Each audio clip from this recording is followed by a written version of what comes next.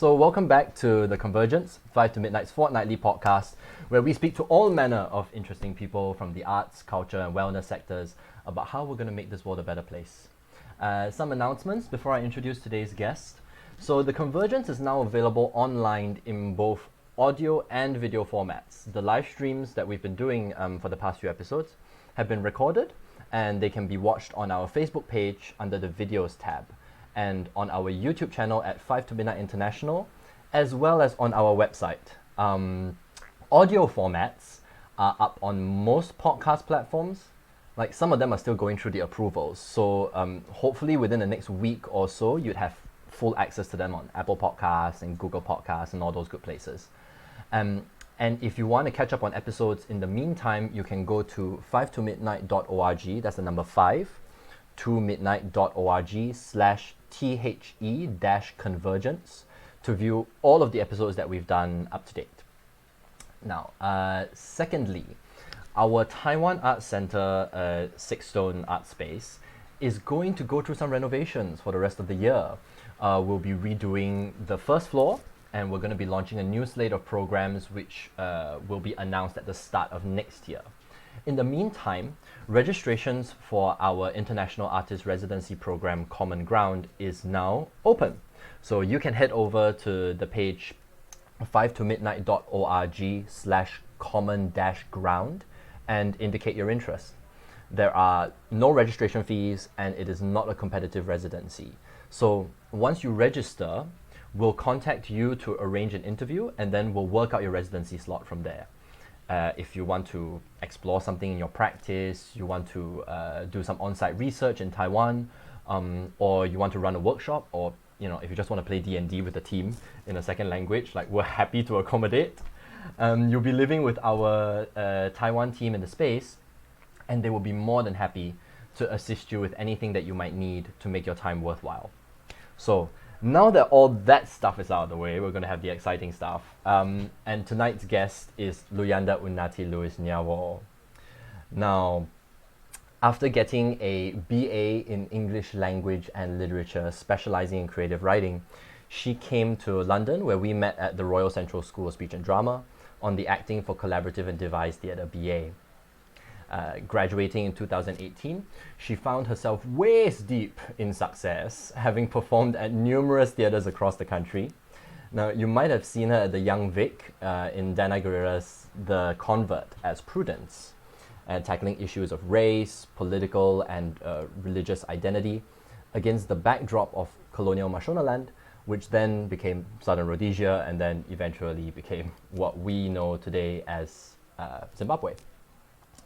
So here we have some rehearsal pictures courtesy of the Young Vic on their website. Really, really lovely, amazing show with some wonderful reviews. So aside from that, Unati is also a proud sci-fi geek, which made her a perfect fit on the BBC show BBC Doctor Who spin-off audio series, The War Master, Hearts of Darkness, alongside Sir Derek Jacobi, available on Amazon. And with geekdom in one hand and battling colonialism on the other, she smashed them together in a joint spirit bomb with two co-hosts, Jasper William Cartwright and Jeremy Cobb, on the podcast Three Black Halflings. Every 3 days or so, this trio gets together to talk about everything Dungeons and Dragons, examining black culture within D&D, jamming out homebrewing ideas, and just having a good time. They've gained a fantastic following over the past 4 months that they've been up. And I'm a fan of the show myself, and you can find them on this extensive list of platforms here. Now, our schedules got really busy over the past few years, and it's thankful that we reconnected during this pandemic. Drama school was hard for me, and I don't know what I would have done if I couldn't pop over to Unati's every now and then for a kick-ass South African meal and warm late-night chats. Sometimes I call her a friend, other times I call her DM. Truly grateful to be able to share this conversation with you guys. Welcome to the show, Unati. Hello. How are you? I'm doing wonderfully. I'm actually really, really excited, and I was a little bit nervous to have you on the show, as I am every time. But I know you're a good friend, Yeah, so that's it's totally. fine. Yeah, that'll be fine. It'll be totally fine. That's a really long introduction of me, to be fair. Hey, you've built up a lot of stuff. I got to get through all of that. I did my research, fam. It's really long. Yeah. Thank you. Thank you for having me as well. I'm really You're excited welcome. myself. Yeah. So basically, some things that I'd like to kind of ask is that something, and we've always have regular calls and we chat anyway, and like the convergence is really hopefully will become a resource for actors or people who want to pursue the arts. And I thought it would be interesting to have you on the show because like you've managed to diversify the kind of work that you do. How much of that do how much of that is stuff that you go out and like really dig for yourself, and how much of it do you attribute to the work and opportunities that was offered to you by our alma mater, and what has life as an actor been like for you? Well, I mean, like I came into Central a lot older than everybody else. So for me, it was always about access. Obviously, I wanted the training and I wanted the 2 years to focus on my craft. Well, because essentially it's a 3-year BA, but the third year you're kind of left to your own devices to do shows. There's no more training in the third year. Mm. If you consider, because I don't necessarily consider like doing shows a training thing. I'm just like, you're just doing the work. And at this point, stop giving me feedback. But anyway, that's just me. But I kind of went in for access and sort of hit the ground running, like doing a lot of research about the industry that I was going to find myself in coming out. And I always had an interest. I mean, like I'm a bona fide certified nerd. Yes. Like I am a certified nerd. So I always wanted to get into voiceover work. I always wanted to voice over cartoons, video games, that kind of thing. So my kind of view on being a jobbing actor was never really protracted. I think a lot of times people come into drama school and they've got that one idea that I'm going to go to drama school, I'm going to graduate, I'm going to do a third year show, I'm going to get signed by Independent Talent or Curtis Brown or something, and then I'm going to be the next Spider-Man. Mm-hmm. Not how it works, my friend. And also like that does happen, but it is the exception. And you forget that the industry is made up of this strong backbone of gigging actors, and you can actually make a life out of it. It's tough, and it takes a massive support network, but it's very it's worth it. It's very fulfilling. So I guess in terms of diversifying my portfolio, as it were, I guess I just kind of like gravitated towards the things that I like. And I was always quite clear with my agent about what I like to do. I think there's a fear coming into the industry, especially when you're so young and you're graduating when you're 22, 23, and you still view these people as being the gatekeepers to your success. And you don't realize that you Yeah, actually that's work quite dangerous, like isn't it? Yeah. collaboratively. Do you know what I mean? Like they need you as much as you need them. Mm-hmm. Like you are the one who actually pays their rent and keeps their company going. They take a 15% cut. Like they take their cut. So at the end of the day, your business partners, this isn't a top-down thing. That Mm-hmm. they're not on some higher level than you. You are equally meeting them and interviewing them and seeing if they're a good fit for you. So I spent quite a bit of time like sort of researching that, and really having a good relationship with my agent was quite important. So he kind of before I left Central, actually in my third term, I didn't do the third year show. I was already in a professional show. So Beautiful. yeah, so you kind of get onto Spotlight in third year. And obviously, because I'm a South African, I was picked up for Random Generations at the Chichester Festival Theatre by Charlotte Sutton, who was casting that at the time. Mm. And obviously, when you type in South African actresses on Spotlight, I come up. So yeah, Not that many of them going around, walking around London, I imagine. there aren't that. Like, I mean, there are a few of us, but then there aren't that many, right? It's kind of like a bit of a niche, because it's such a multicultural country, and because South Africa has had such a impact on the theatrical landscape, if you're thinking about protest theatre, if you're thinking about your Athol Fugard, your John Garniers, your Winston Johners, there is a sort of kind of massive respect for telling South African stories here. So I was lucky in that regard, and that I can fulfill that brief. But also I'm pretty talented, so Yes, you are. Yes, you are. Yeah. yeah, so I kind of then came out into the industry sort of swinging and kind of on a high. I really enjoyed my third year because finally the teachers were just leaving me alone to do what I want to do. And then I just, continued to do that outside of school. In terms of my voice work, I think Charlotte Sue from Sue Terry Voices had found me. Where did Sue find me? Yeah, she had sent somebody to her Naked Skin, which was like our first year show. Like to come and do scouting, and then somehow had kept me in mind. And then at the moment when the Convert started, I kind of picked up for her again, and then she just got in touch via email and emailed me. Wow. Yeah. And like, I'm a voiceover agent, blah, blah, blah. Do you want to meet? And I had luckily had a spare ticket that night. And I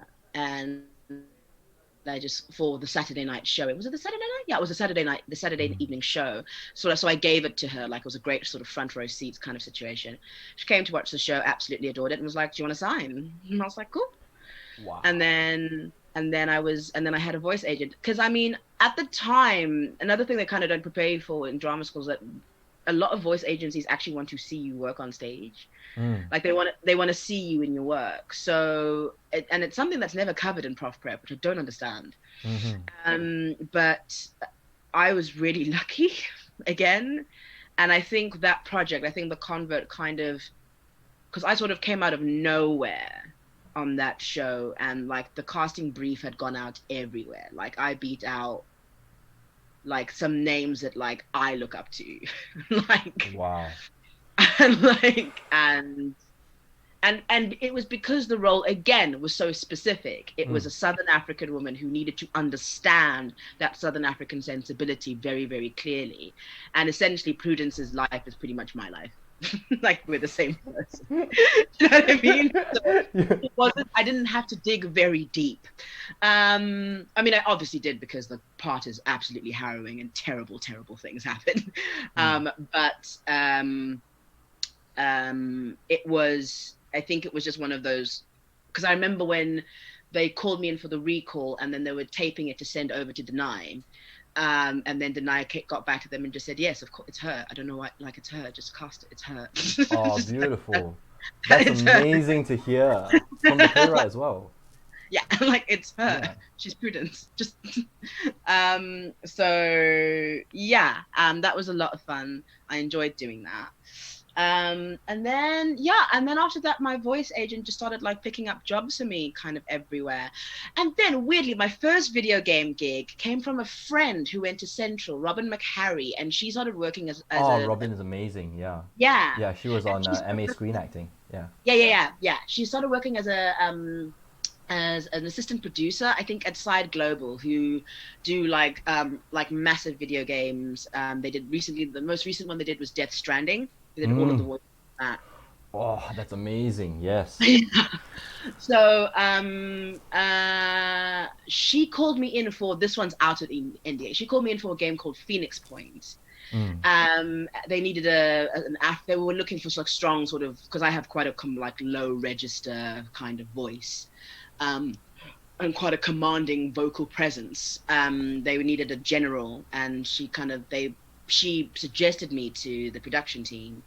And then they obviously contacted my agent, and then called me in for the gig. And that's how I got my first video game gig. She was really great. She was really sweet. And now Side Global call me in every now and then, because it's kind of hard to sort of also like get yourself into these gaming studios. But once you're in there, you're kind of in, and they kind of like work working with the same sort of people. But yeah, it's I think that's kind of like the long and short of it. Some of it is me, like I've done some assistant directing for Complicite. I've like some of it is me like eking stuff out and looking for things, Mm-hmm. but actually a lot of it is I was very clear with my agents in terms of the kind of work that really sparks a fire in my heart. And Yeah. if I keep going up for that kind of thing, I usually have a 1 out of 3 hit ratio. Like 1 out of 3 things that I audition for, I will book. So I just kind of throw myself at as many auditions as possible. Uh, and also another thing I made really clear to my agent as well, my acting agent rather, is I don't like the whole let's throw some spaghetti up on the wall and see what sticks approach. I'm Mm-hmm. not that person. Like I know the actress that I am. I know the kinds of things I want to do. I know the kind of quality of things that I want to do. I will not tour. I won't spend time in regional England. I'm sorry. I can't deal with the latent racism. I just won't do it for 8 weeks at a Mm-hmm. time. So like I've always been quite clear with my agent about like the kinds of shows that I'll do, and then I just trust that I'll book something. And it's scary, and I have a great support network, and my family really supports me in kind of fulfilling this dream. So I'm really lucky. I'm speaking from a position of privilege. I can just go, no, I'm not doing that. Mm. And not because I'm being snooty, but because I'm carving a very specific brand, and I want to communicate to the industry who I am. Mm-hmm. So I do that deliberately by the choices that I make in terms of what shows I do. Yeah. Yeah, but that's the long answer. Which long we've got time, like as far as I'm concerned, because I think like this is something that's been sort of interesting to me is that no pun intended, but like you have a great deal of agency in Yeah, the work that you choose to engage in.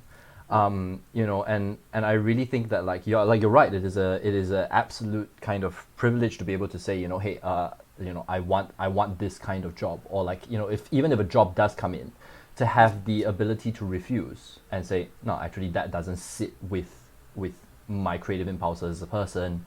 yeah, You know, it's not the kind of thing that I want to align myself with. And what you talk about in terms of building a brand for yourself, that's really, yeah. really powerful. What kind of work do you feel like really hits the spot in terms of like really firing you up and going like, that's the thing that I want to do? Because obviously that ties itself into who you are as an Yeah. actor outside the room. Yeah, I mean, I think the kinds of work that I'm usually engaged, that usually like really engages me, um, it's got there's got to be a very clear political undercurrent. Like there has to be a stance. Like I'm not interested in sort of kitchen tea dramas about like Auntie Nora and I don't know her friends who live in the country or something Yeah. going through the tough times because of loneliness. I don't care. I don't care about that. It doesn't. I don't think that I'm going to leave the theater and have a potentially like moving conversation with a audience member that's challenged them or it's pushed them somewhere.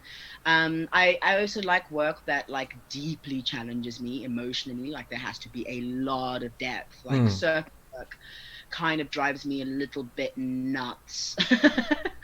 It kind of drives me a little bit mental. But also, I get to also answer the question, the kind of work that I refuse. I think what was it? I think it was To Kill a Mockingbird at the Guildford. Aaron Sorkin text, and I love Aaron Yeah, Sorkin. yeah, because I think they rewrote, readapted it. I think, Now they right? readapted They it, and readapted Aaron it. Sorkin wrote a beautiful text. The text is glorious, but in my opinion, it was 2.5 hours of white saviorism. Mm. And you want to now put me on stage as the mammy character, like the obligatory black people that are around this family so that they can have this like 2 hour white saviorist fest. And the well-loved, maid, and never go into too much depth about her story and what she's having to give up to be there. to be your favorite nanny. I was just like, I can't do that for 7 months. I cannot be in a room where there are going to need to be intense conversations about race, and then there's going to be a set of cast members who are number 1 to 6, 7 on the call sheet, who are all white, who are then put in a position of hierarchy. And like, I'm imagining it's not because what people what people outside of the business don't understand is that you just see the show, but we've been together for months. We then come you spend a lot of time together in that a lot period. of time together. We then come in every day. We've got to be pleasant with these people. You know, you've got to be sociable with these people. You're probably, this is your social circle for a while, because you have no life. You are in the theater Monday to Saturday. You're leaving, curtain comes down on a show maybe 10:30, sometimes like 10:45. Your only social interaction is that like glass of vino after the show with your castmates, like that, and then you go back home, and if a lot of your friends may have completely varying schedules to you, like polar opposites. So this becomes your life for a while, and that's how I then start to make choices. I'm like, am I going to put myself through that for 7 months? That's how long the contract was. Was it a touring production? No, not a touring production, because my agent wouldn't have even brought it to me if it was touring. Oh, I see. So this is like, wow, but that's a proper lot of employment. was 7 months on the West End, and I was just like, there's no way I can do that. I can't. See, this is something that is interesting to me. I think like there is a, at least from I spoke to Aiden about it a couple of weeks ago, that like something that really shocked me, being a Singaporean going to the UK drama school, is that this is like a dream for an 18-year-old kid growing up in the UK. You know, there is a clear aspiration of like, I can make it. If I go to drama school, I've made it. Right.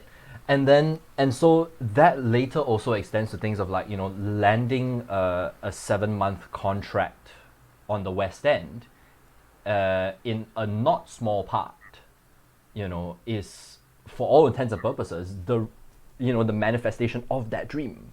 And where do you find it in yourself? Let me rephrase this. I think this is a tricky thing to sort of go around. I think I understand what you mean, though. Like where do you? I'm just gonna ask you straight. Like, where do you get the guts to turn something like that down, and what do you attribute that to? I will never let anything get in the way of my mental health. Like nothing is worth my mental health. Like nothing, no gig, no lover, nothing is worth my personal well-being. I knew that if I subjected and okay, 7 months was the playing date. Now you're talking about maybe another 8 weeks of rehearsal. So if I gave myself 9 months in an environment that would ultimately, I could smell the toxicity coming from a mile away. Like it was like, Right.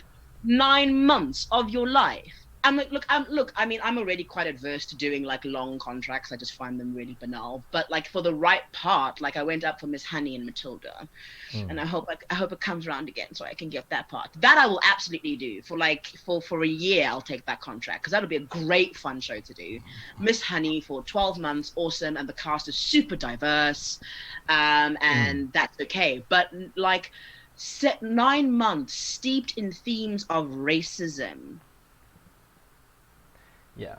Being told from a white person's perspective, being a prop by virtue of your race in a show.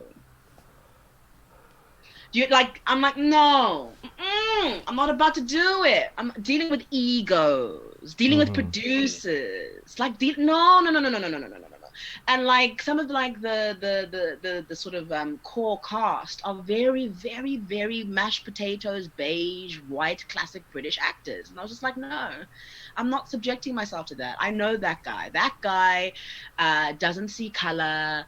That guy's like, I don't even understand why you guys complain so much. Like that is that person, and I'm not gonna put myself in that space for 7 months because also it could have an adverse impact on my career because I don't know when to shut up. So at some point, I'm gonna say something. Like at some point, I am gonna say something. I'm gonna voice something. Yeah. And you're not gonna like it. I'm not going to say it in a rude manner, but I'm going to articulate my point of view. Probably land up calling you a racist, and then like no one's having fun. So I guess for me, the where the guts comes from is just self-belief in my capabilities. Like I'm not wasting myself on a manny role. I'm not. Find a girl straight out of. I mean, I keep saying this, but like find a girl 5 years younger, straight out of drama school. That's for her. It's not for me. I don't and I think there's quite a few actors actually who've kind of gone actors of color, black actors specifically, who've sort of said, I'm not going to be engaging in any themes that I'm not going to perpetuate any themes in society anymore surrounding blackness and black culture. Right. I'm not going to, unless the paycheck is insane, I'm not playing a slave. I won't do it. Yeah. Unless like the paycheck would have to be insane. Yeah. And even then I'd be very uncomfortable doing it, I also try and avoid playing gangsters, like like heroin addicts, like anything like that. Yeah. Obviously depending on context, like these aren't complete blanket write-offs. Obviously the context, especially if the project is good, but like you won't see me in Top Boy. And I love Top Boy. I thoroughly enjoyed watching the series. I love the series. I'm not saying it's a bad thing, but I'm just not going to engage. Yeah, I'm just not going to do it. It's just, and also I don't come from that background. I'm not from Southeast London. Like I don't know that way of life. I just don't. I don't know it. So sometimes you've also just got to get out of the way, I think. So I think the guts comes from like a strong knowledge of self and boundaries, man. Boundaries, just like and like again, I say I'm speaking from a position of privilege, but it's like it's not like I turned down the gig completely. I had another offer. Like it was like I knew I could turn down the gig because I was just patient and that something else awesome would come along. And then Cyrano de Bergerac came along, and I was supposed to go to New York. Do you know what I mean? So that looked fantastic, by the way. Like the things that are meant for you will come to you. You just be good at your job. And the things that are meant to you will come to you in time. Eventually, I know eventually I'll book something. Like I'm not freaking out. I did freak out a little bit top of lockdown, but like now I'm just kind of like, okay, something will come. Like there's nothing I can do about it. Something will come. Yeah, because you made your time in lockdown incredibly useful. Like I must say, like from what I've seen, you've really taken that time and used that to your advantage. And I think that like the pandemic as a whole, with lockdown, it can be taken in a couple of ways, right? You can take it in the sense of like, there's nothing that I can do, or finally there is room and there is space to do all the things that I want to do. And that's also like I think what I found, and like this particular conversation that we are having has come out of that, which is it's an amazing thing that I've always dreamed about doing, but never had the time or the opportunity, running a company to be able to do that. And now I need to find how to balance those things. But I think the thing that you really raised, which I felt was a really interesting point, is a display of this awareness of what it is. What is it going to mean to an audience to see this body of this color, of this culture on a stage within a particular context, and yeah, of course there are amazing projects that have gone out there, and I think that this is I don't know, I want to get your 2 cents on this, because from my point of view, it is an actor's responsibility to understand their body as part of an image, as a part of a larger tapestry of things. And yeah, we don't want to, especially as artists of color, to perpetuate a particular stereotype or perspective or way of thinking. And I say this, you know, because this is something that I found in drama school. Like, I was, as a Singaporean actor, especially being like of a majority race in this country, I don't really face that that sort of like wall of awareness as much, and I had not faced it at all the way until I went to London, and I realized, shoot, yeah, I have to make conscious choices about this, and part of it has to do with being around people like you, you know, and being around people like Mahadi, for example, who's coming on the next Convergence, right, who really brought that to the forefront, you know, like, okay, and to be able to stand up and fight for that, even though you have like tons of people who will say, what, you're crazy for dropping like a 7-month gig on an Aaron Sorkin play on the West End, like, my gosh. People do kind of look at me like I'm insane, but I'm just like, no. You've got to weigh up the pros and the cons. I would have come out of that absolutely wrecked as a human being. I would have come out of that wrecked and no good to anyone. You know? Now, considering that it's lockdown, I am kind of going, the money would have been nice. But also when I made that decision, like, when I made that decision, we weren't in a, you know, coronavirus kind of context. And also when I made that decision, it was also a practical thing. You're pulling me out of the game for 7 months. You got to, like, when you take a gig that long, you need to go, all the briefs I'm not going to be able to take. Because just because you've landed the gig doesn't, like, yes, it's a good thing when you land something, but it also shuts a whole bunch of other doors. All the other what ifs close. Now, for me, I had to weigh it. I had to go, okay, money, bit of security, Aaron Sorkin, barely any time on stage, not going to be able to bring in casting directors to really see anything that they haven't potentially seen already from other shows I've done. Not a good advertisement for my brand, really. What's the point? Like, if I'm trying to get like people like Shaheen Baig into the room to come and see me, she's not coming to see To Kill a Mockingbird at the fucking at the bloody West End. Beg my pardon. You can curse. It's fine. Like, fuck. This is fine. My parents were just like, please don't swear. And I was like, okay, fine. It's like second nature to me, though. Kind of like my priorities, like cursing is like least on the list. we've got stuff to talk about, because I think something that you had mentioned earlier was like, why isn't this taught in drama school? You know, and we went through, you know, obviously Central is a very, you know, whether unintentionally declared as such or not, Eurocentric institution. Yeah. Right? And we went through years of like having to look at plays. In fact, I don't remember us ever looking at a playwright from South Africa or the African continent. I mean, we did in my year, and then I presented on it.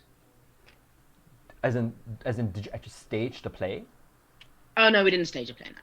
Yeah. Not just reading it. Oh, you mean specifically staged? Okay. Yeah, because I think that it's one thing to read the play for intercultural context, and I think like breaking that down is all fair play, all well and good, but you're actors. Yeah. So play the play.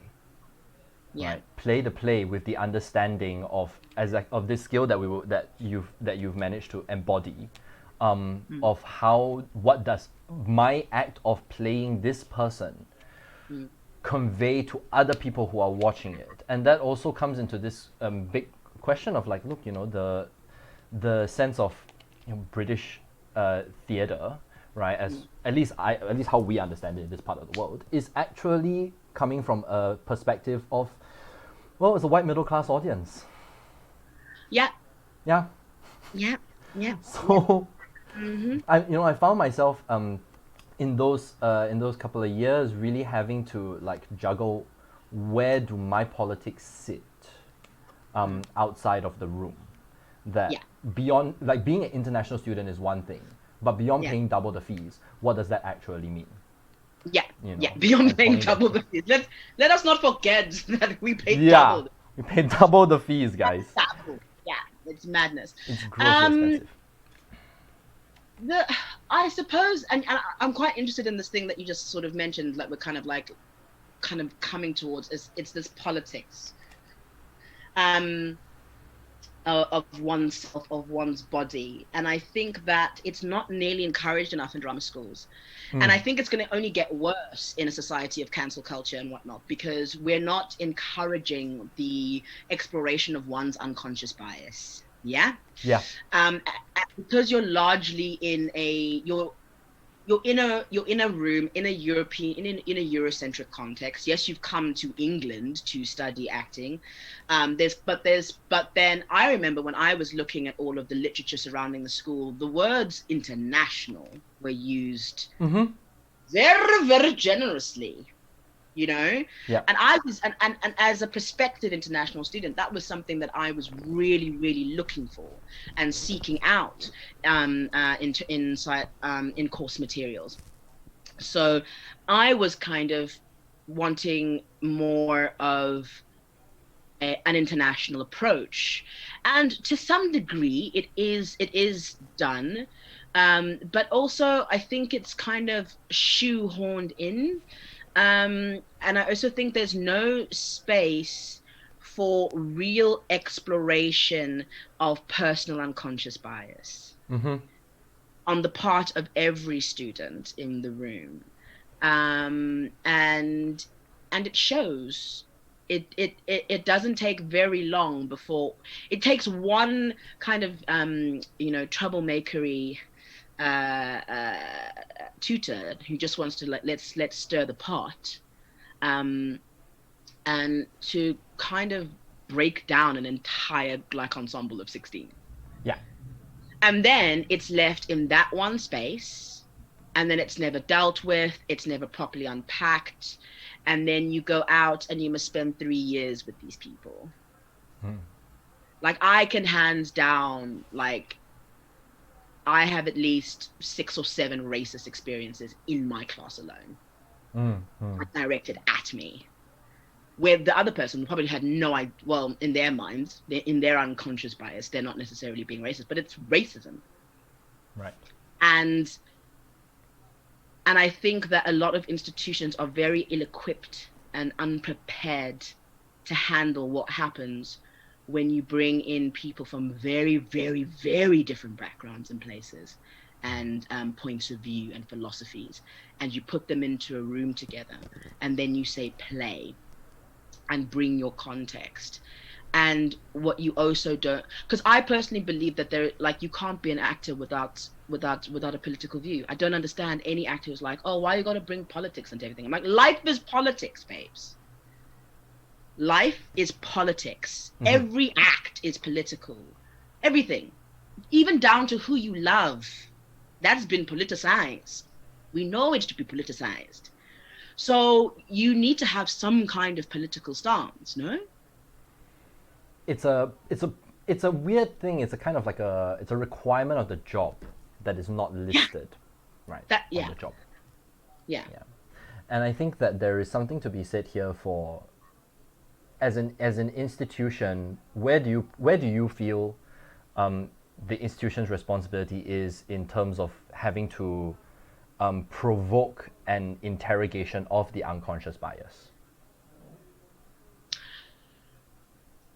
It is their responsibility. Otherwise, you're kind of not training actors, right?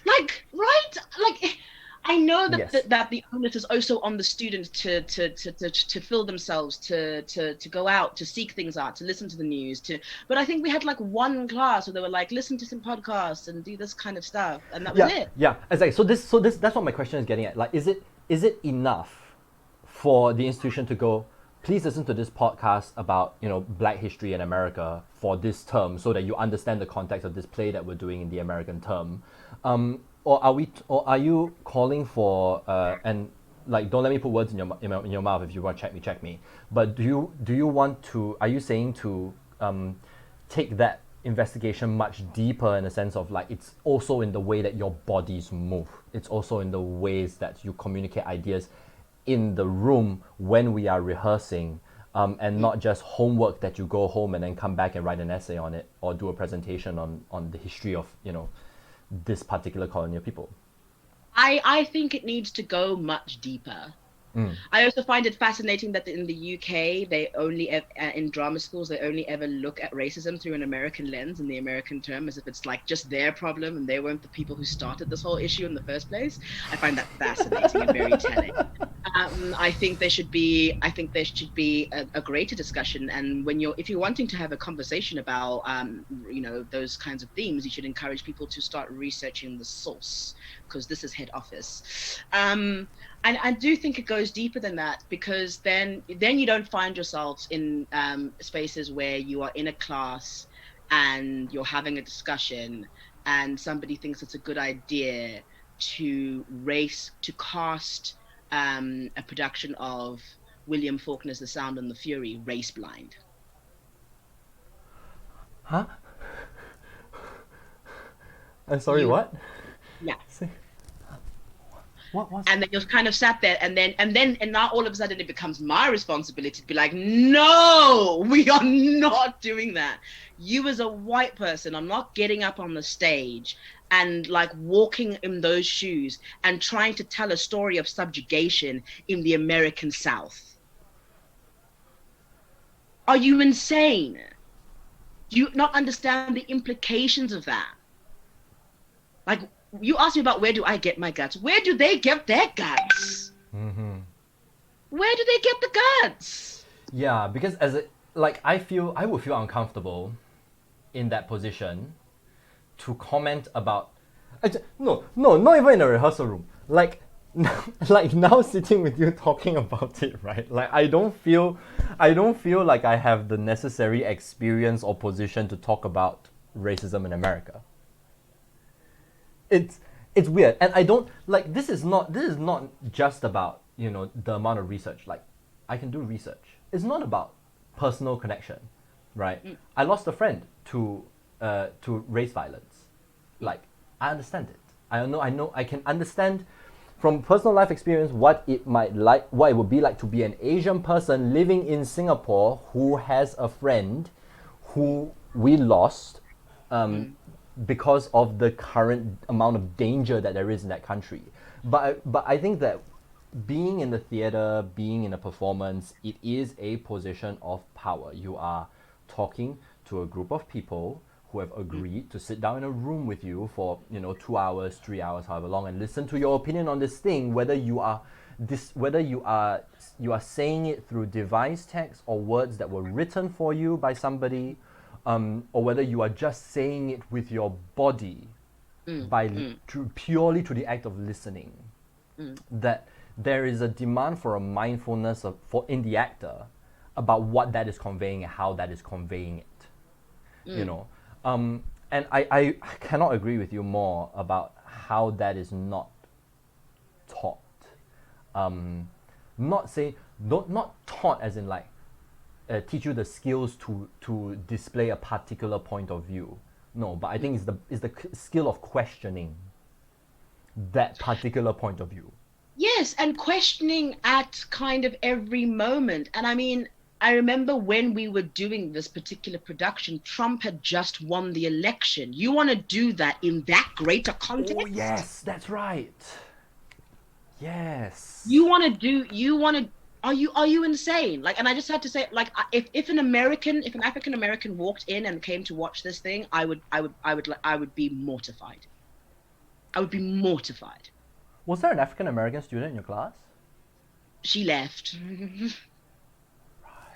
For reasons. Yes. But you see, that's a gap, right? Like, that's already a gap in the room that needs to be heard. Yeah. But then at another point, okay, cool, we can all come into the room and share our experiences, but then at some point people have to take the onus and start doing the reading. I am not the voice of every Black person in the world. I'm not.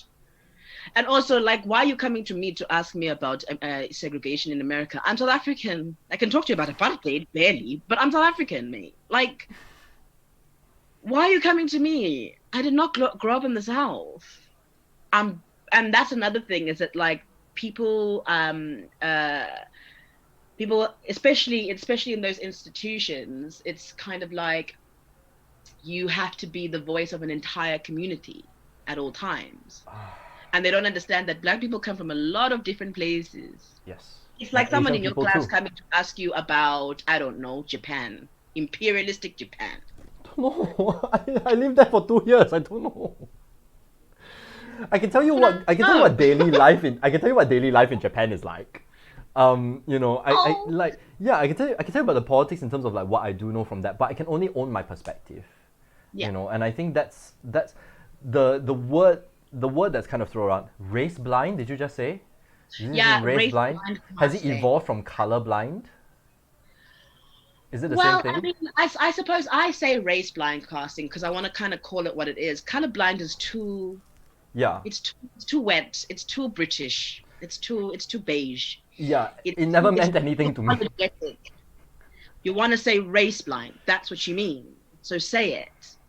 And I think that this is not to say because then the counter argument becomes, oh, but what about Black people in Shakespeare? I'm like, first of all, there were Black people in Elizabethan England.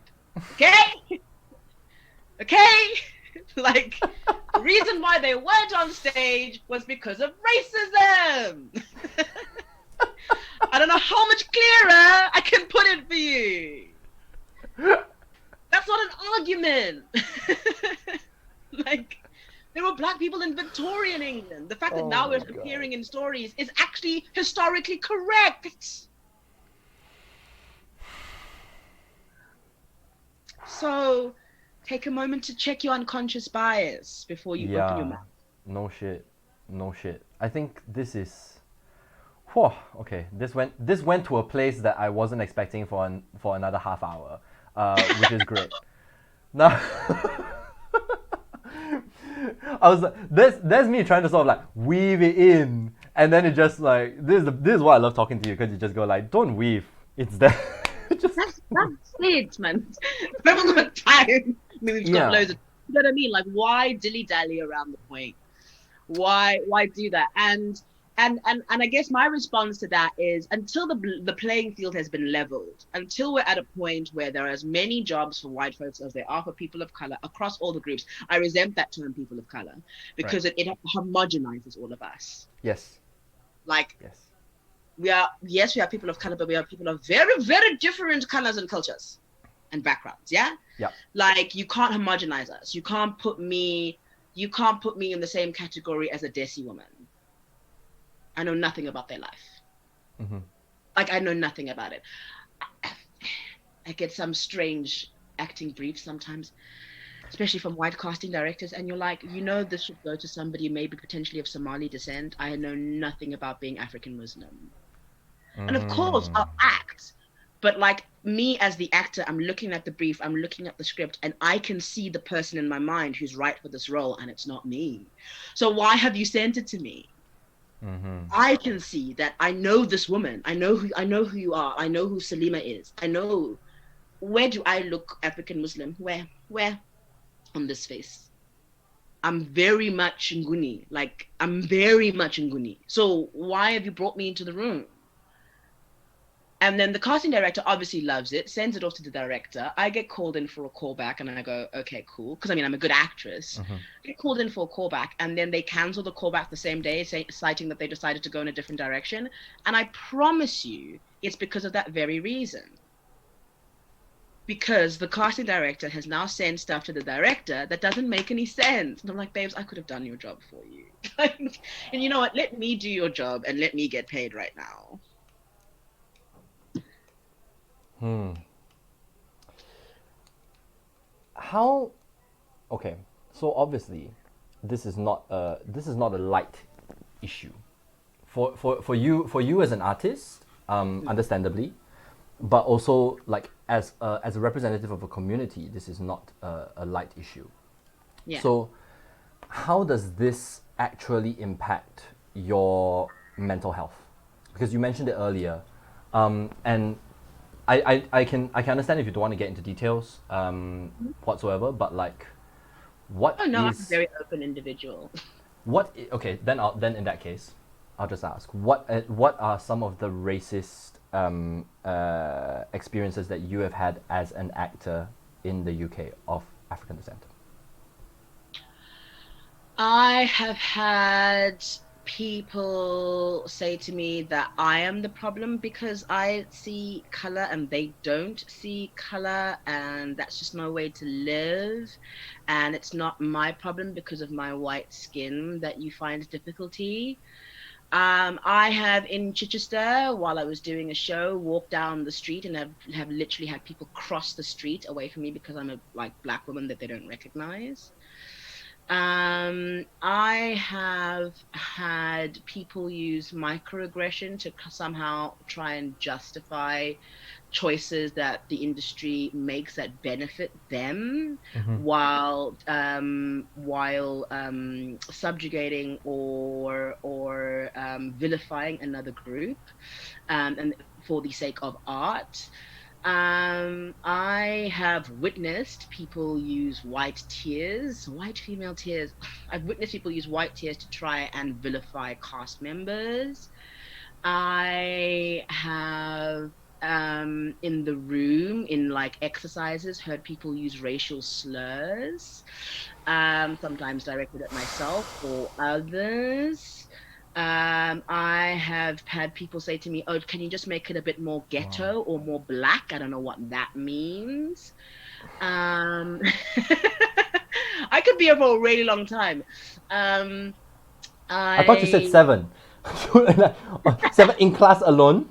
Was it 7 in class and this is the extended list? Yeah, I mean, Is like it? this is the extended list. Now I'm also like kind of talking about like in the industry outside in the world as well. But like in class, like or outside of class, people have said some horribly mean things, like really, really, really racist things, and it's because of ignorance and a lack of understanding of one's unconscious bias. Like my favorite is white female tears. I'm just like, why? Every time something gets uncomfortable or tricky, you must cry so that there's sympathy for you in the room. When we're trying to have a conversation about the N word, the K word, and other racial slurs, and then you want to make it about you because somebody called you a ginger in primary school. Like I don't give it. Like I don't care. Like why now must this be about you? We're talking about racial injustice here. Why must you center yourself constantly in every conversation? Why this need to center yourself and not see things as outside of yourself? And I don't think it's tackled well enough. And I think that there's a reckoning that's been coming and after the most recent BLM events kind of come at drama schools in particular. Like people are calling people out. People have lost their jobs at Central. Like people are calling people out for their racist shenanigans, and systems are now going in place for the racism within the student body to be dealt with. Because there are so many times where I was like, "Yo, I actually need to like call this out properly," but that you don't know where to go to. And now there's systems in place, and it must be taken seriously.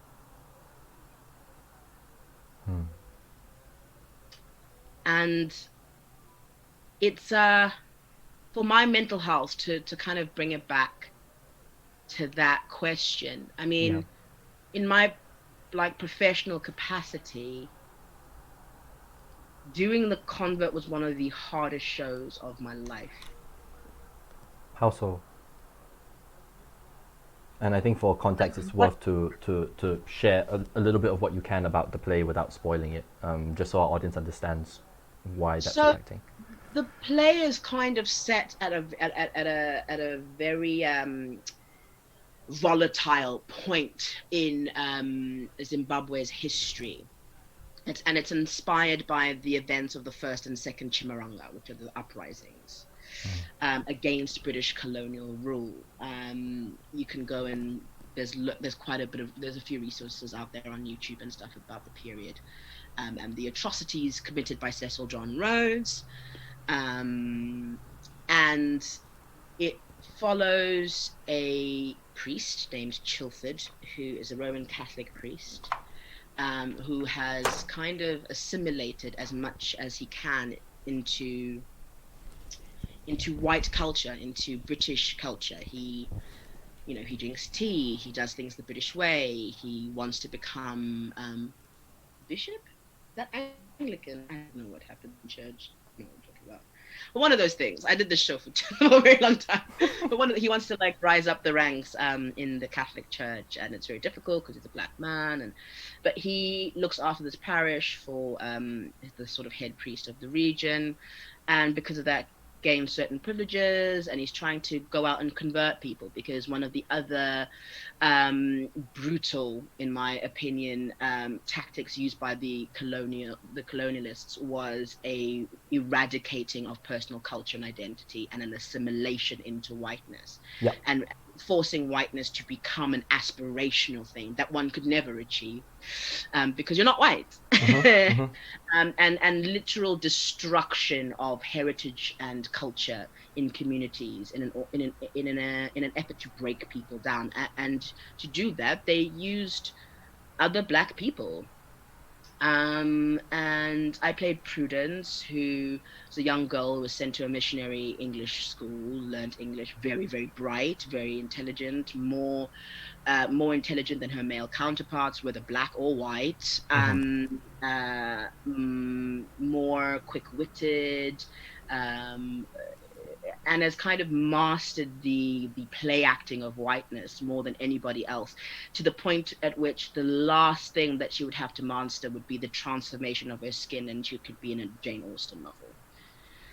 However, she has a deep respect for her history and her culture and who she is. And because she's so intelligent, she can see the political ploys, like the holes in everything. She finds Chilford's character kind of laughable, and uses her approximation to whiteness as a way to just leverage up her position in society and try and eke out as good a life as possible. And her character kind of goes through a journey. I can't really give away too much more than that, because that's just like event spoilers. But she's really hard to play, because she ultimately has to imagine a perfect vase, and every night you have to crack it and shatter it into 1,000 shards of glass. But it's still like a perfect, you know what I mean? Like, it's like, and every night I kind of had to find that moment of shatter, like totally break, and really kind of come to grips with that in space through the horror of events, and then find an emotional punching bag in space and like direct it at someone and like go, you can't see this, you need to see this. And she explodes, essentially. She just shatters every night for 58 shows. Wow. Every single night. So it was incredibly emotionally taxing. And I mean, you know, sometimes you're kind of aware of who you're playing to. You've got a whole row of like quite like old grey hairs. We call them grey hairs. Ones that come to the show. I love that. Yeah. Ancient and wealthy, and they're coming to watch a little bit of theatre. And I remember we once, like, I think they'd taken out a whole block of like 2-3 rows of seats downstage right, and it was really weird playing to them, because like they were also in an audience, kind of in an audience that was sort of like also like full of like a lot of black people. And a lot more urban. It's a Young Vic. It has a totally different demographic, but I think they were drawn in by a British play about the conversion in Rhodesia, and they didn't realize what show they were coming to. I can't imagine someone having that idea I of the can. convert. What?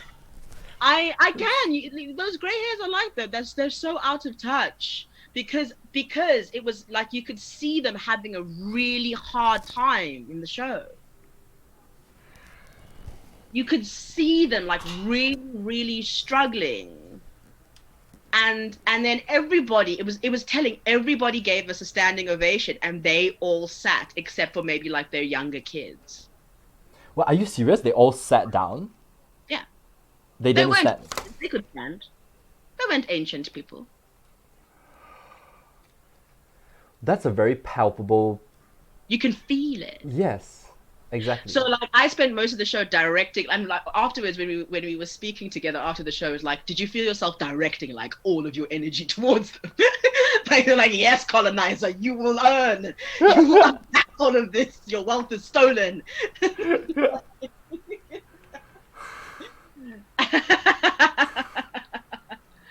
And much like a really polite British audience member, they didn't go home. They just sat through the whole 2.5 hour spectacle. Yeah. I So that was a very difficult one for me for my mental health. And I think it was winter and I booked devs as well. So I was kind of like traveling up to Manchester every now and then for fittings and meetings and rehearsal and racing back down to make the show call time for the show. And then I was like auditioning as well, kind of crazy. And it was just really, really busy. And I hadn't been able to make any time for myself. Like I was really broken by that piece. Like, and I think that it would have served us well to have a therapist on that show because everybody complained of being exhausted. And it's not the physical, it was emotional exhaustion. Every night having to break down, and not a self-indulgent breakdown, but like a fracturing of one's mind and personal values every single night.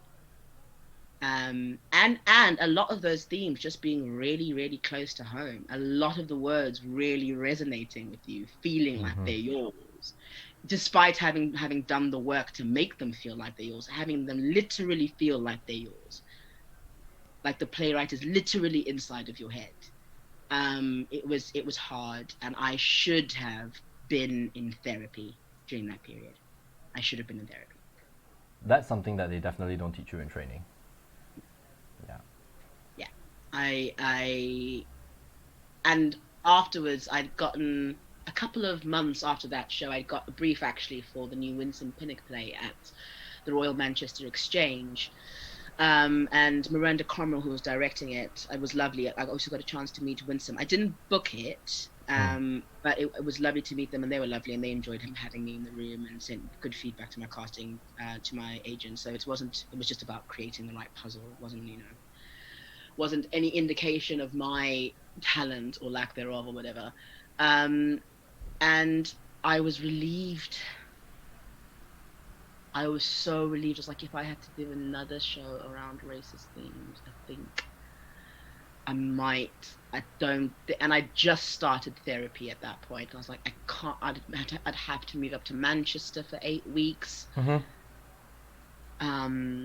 And this was pre-COVID, so like it didn't even occur to me that I could just kind of go and just do a Zoom session. Like it didn't occur to me that would be totally fine. Yep. But I was terrified of doing another 8 weeks dealing with racist themes. And that's just because I go all the way in is my problem. Like I will dig as deep as I possibly can, and that's good for my practice, but I need to start adding things into my practice that protect my spirit and protect my consciousness as an actor. And I think that isn't taught enough. I think at Central we had like access to therapy, but like there wasn't really any like real support beyond that. Yeah.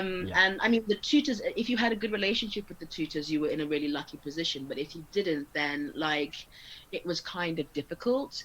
And I understand that, like, you know, your own, like it's weird. I don't understand. Actually, I don't understand. I don't understand the British approach to teaching the arts and to teaching people to use their like emotional, psychological, intellectual, physical instruments in a way and stretch them and manipulate them and then leave them ill-equipped and without the tools to realign oneself. Like, I don't understand. I really appreciated having Feldenkrais because it felt like it was the only space where we were being given some kind of tool.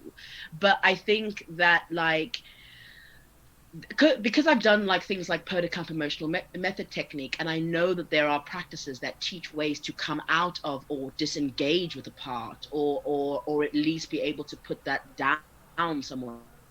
I know that those techniques exist. I'm actually, I don't think it's good enough to say that you need to do that yourself.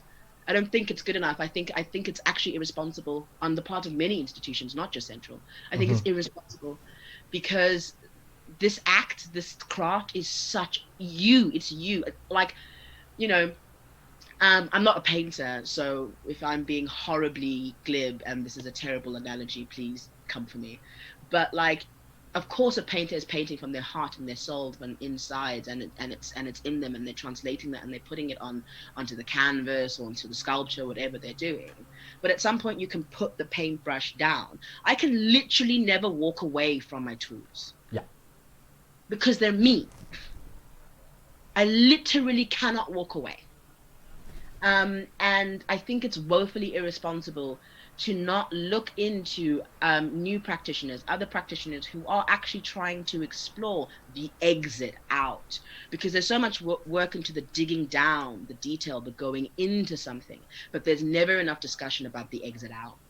And I think, and I mean, it's different for varying actors, but I think something like Michael Chekhov technique, for me, even though it's psychophysical, like, right? Like, Yeah, it's it me. still affects your body, it still affects your mind, and you have to find a way to get out of that.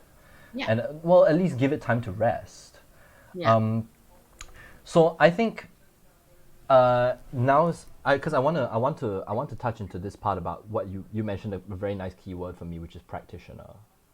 And I would like to go to the toilet. okay. So let's take a 5-minute break, and then we'll come back. And I want to dig in a little bit more about this thing about a practitioner, because I understand that you're teaching now, Yeah. as well. Yeah. Yeah. So I think that's where we can meet a little bit, because I'm not a working actor, so I don't know. Yeah. Great. All right. Great. So we're going to take like a few minutes of a break, and then we will come back shortly to speak about practice.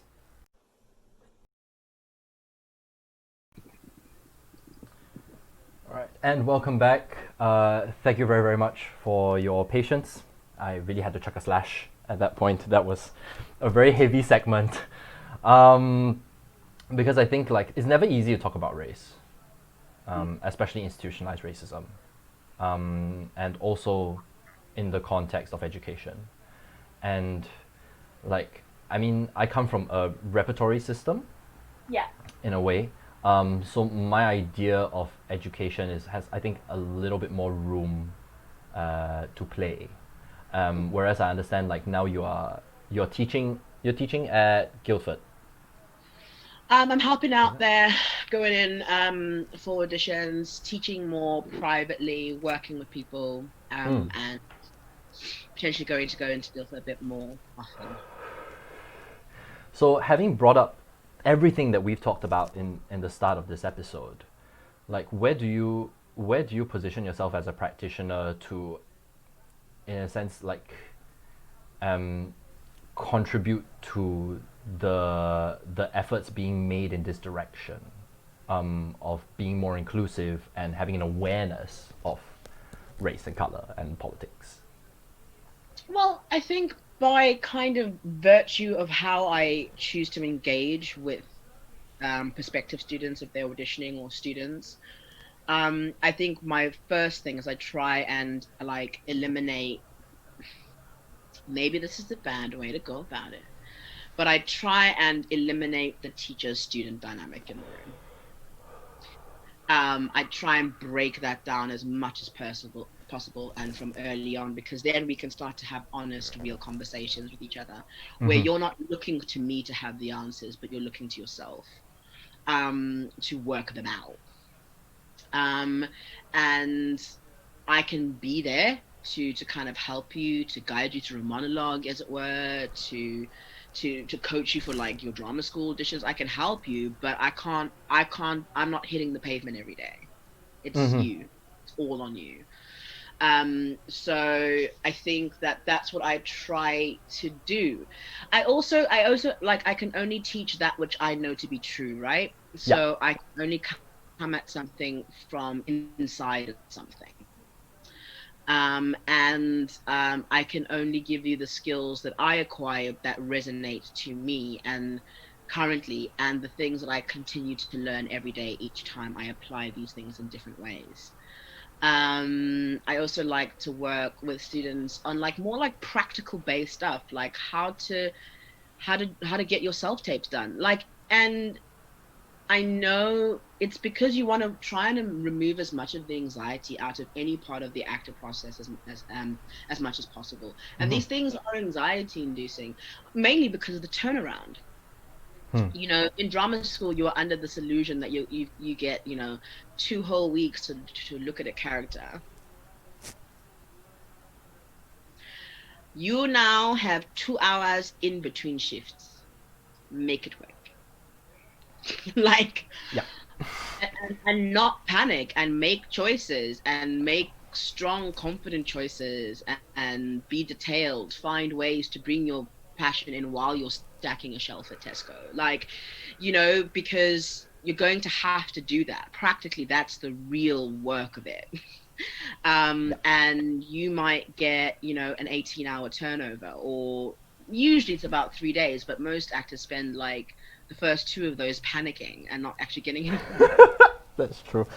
Yeah, because I think it has to do with like the experience that I had at drama school was very divisive. I think like I went in my first year especially, very much in the vein of I want to grab all the technical skills with all of the fingers that I have and have them wrapped around my fingers so that I can pull them out and use them anytime. And it was only, you know, after my first year, when you came in, because you were the batch after me, right? That there was massive paradigm shift of, you know, colloquially, you do you. Like there is an ownership of the process that needs to be taken, and I think that's where the encountering of the unconscious bias starts unraveling, and that's hard. Like that's really really difficult to do. As not even like you were 27 when you went to drama school, right? Yeah. That as a 27-year-old, it's really difficult. Much less for, you know. Yeah, I mean, it's much it's younger. it's a difficult process, but I think after a certain amount of time, and I don't only attribute this to age, this can also just be level of maturity. Like you need to be able to have varying opinions to other people and yeah, like it's, and be okay to have discussion, an open discussion, and understand that somebody is coming from a varying perspective to yours, or they're coming from an environment where they carry unconscious bias and have never realized that what they're doing is wrong. Yes. But the only way for them to come to that realization is to be given the space where they can vocalize that, so that we can go, whoa, whoa, whoa, whoa, whoa, whoa, whoa, whoa, whoa, buddy, this is the redirect. You're not in that space anymore. Was that space given to you? You reckon? Huh? Was that space given to you? It was hinted at, but nowhere near in a it was hinted at, but not. I don't think it was held enough, and I think that they are trying to make these adjustments. Personally, I believe that these classes require somebody who works in conflict resolution. Like they require a sensitivity consultant or a conflict resolution consultant to be in the space. And do you find yourself having to play that part when you are quote Yeah. unquote teaching? And how do you do that? Well, I try to make people, again, it's all about level of comfort. I think that institutionally we have these top-down ideologies about everything. Right. Everything is vertical when it should be lateral. Yeah, it should be much broader than that. um and like, you need to bring people into a space, and you need to break down that initial barrier of student looking up at teacher, because Yep. the implication of that is then students get everything from teacher, and that's not how it works. That's not how real education works by any means. It's actually a process of self-education. Mm-hmm. um, so again, to answer that question as well, I will say breaking down that initial barrier is the most important thing, because then, and also just probably a bad idea, but just, admitting all of my mistakes. I'll just admit them. I wear my heart on my sleeve. I don't think So that's a bad idea at all. I think that's a yeah, I'll fantastic idea. admit them because Because it moves directly along the line that you're talking about of breaking down that barrier. I think yeah. there is a sense there that, like, a teacher is never wrong, right? And that comes from an awareness of age. I think, especially when you go into a setting where there are people of mixed ages and experiences and backgrounds and life experience and cultural history, right? That it immediately sort of like spikes that sense of like, oh, okay, where do I sit on this hierarchy? We self Yeah, hierarchize, right? that's enough. Yeah, but you get what I mean, right? Yeah, And I get so what you I think it's very, very valuable. I think if I think back to even my own education history, the teachers that I looked up to were always the ones who said, I don't know, and let's find out together. Yeah. And that's the standpoint that I try to take as well when I'm in a quote unquote educational setting, because I think that being a practitioner doesn't just mean that you know the tools of the trade, and be able to relay them with confidence, but to inspire that desire for competence and confidence in the people under your charge, Yeah. right? Yeah. And I think that, like, and this is just really my sense of having met you at that time, is just that, like, I could sense that coming off you. I could sense that you already knew who you were, and therefore there wasn't even the remotest possibility that I would get into an echo chamber argument with you about anything, you know. And how much of that do you feel has to come from your life experience of growing up in South Africa, and what was that culture shock like moving into the UK and being Everyone a is student? Why are you all so repressed? Is it because you're cold? Nyakothola ne? Freezing. That's why. That's why you the can't, Zulu is out. because your teeth are too busy chattering. Is it because you're cold? Like, really? Like, what? I don't understand it. I don't. And I've never. I mean, I think I was sort of like wound fairly tight and had a lot of high defenses maybe in my early 20s, but after a while you just learn to like break that down. And I think coming from a warmer climate, I'm not even joking, coming from a warmer climate, and also then coming from cultures in which we are broad, we're broad, wide, expansive people. And yes, that is a generalization. Um, but for the most part, like, there is a warmth and a brightness and a welcomingness that I potentially took for granted as a way of being, and then to encounter like, it's a generosity of spirit. It's a working with an open heart. It's an encountering life with an open heart as much as possible, and not letting the machinations of life like bear down on you or bring you down, and kind of fighting against that. Always seeking the joy, always seeking the celebration in your art form as much as possible.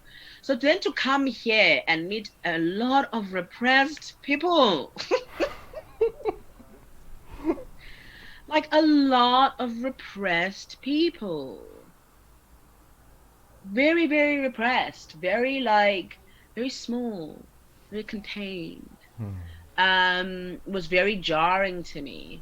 And then also not realizing that I would get so angry. I would be ultimately infuriated by um the just the grandiosity of like the architecture, the infrastructure, everything, and just kind of go, this is all built by slaves. Like you stole this wealth.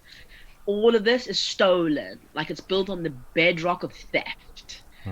I will never set foot in the British Museum. That is a menagerie of theft. You will not see me there. Duly No noted. Yeah. Whenever anyone's like, oh, let's go for a day to the British Museum, I'm like, well, no, no, no, no, because I'll ruin it for you. So I'm like, that stolen, that was stolen. They murdered everybody and then stole all of that and that and that. It's all stolen. Like, They might escort you out. The security will come and just like take you away, and then that's gonna be an interesting, memorable date. Yeah, that'll be an interesting, memorable day because, like I said before, I don't know how to shut up. So I'll say what I want to say. Like, you can't keep this mouth shut. So I think that was also and a resistance to talking about difficult things. That's what I mean by repression. A resistance to within engage with uncomfortable things. I just didn't understand that. I was like, but it's part of life, and you're an actor. You're going to be required to engage with uncomfortable things on stage for money. In front of people. In front of people. Yes. So if you can't do this now, I can't help you. So it is really, for me, the key thing is making sure that I've got a group. I finally managed to establish a group of people in a room, not a group of actors who are training. I do love that exercise, like the one that Sinead makes us do in the beginning of the year. I understand it, but I would probably make a shift, a slight dynamic shift on it. And instead of coming into the center and saying I am an actor, I would have people come into the center and say I am a person. Like that's like, yeah, I do acting. Not I am not acting. That's what I do. I'm a person first and foremost.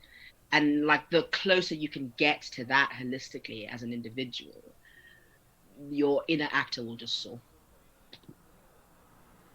They'll just soar.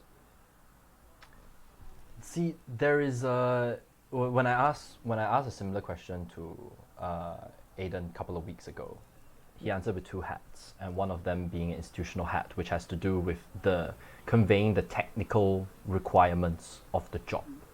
Do you find that same kind of pressure coming in from that side, and how do you balance that as a practitioner in the room with people who are going, yes, I am under your charge?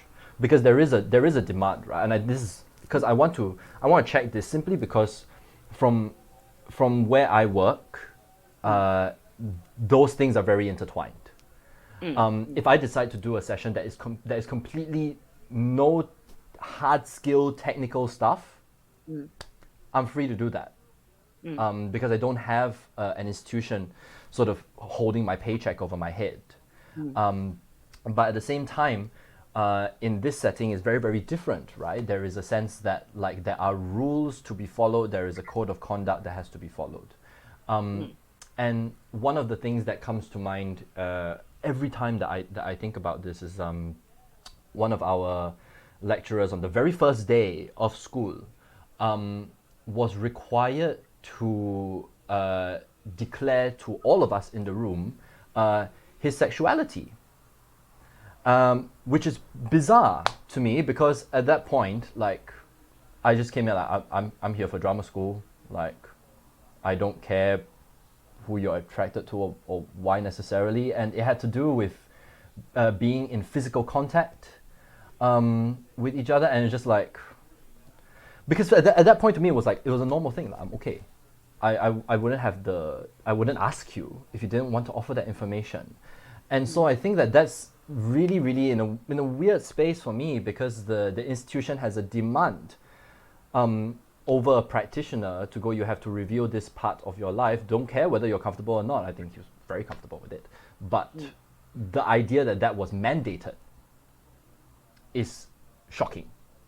That seems really, that seems like draconian to me. In a nutshell, yes. It's nobody's business. Yeah, but that, you see, that's a really kind of how do I say this?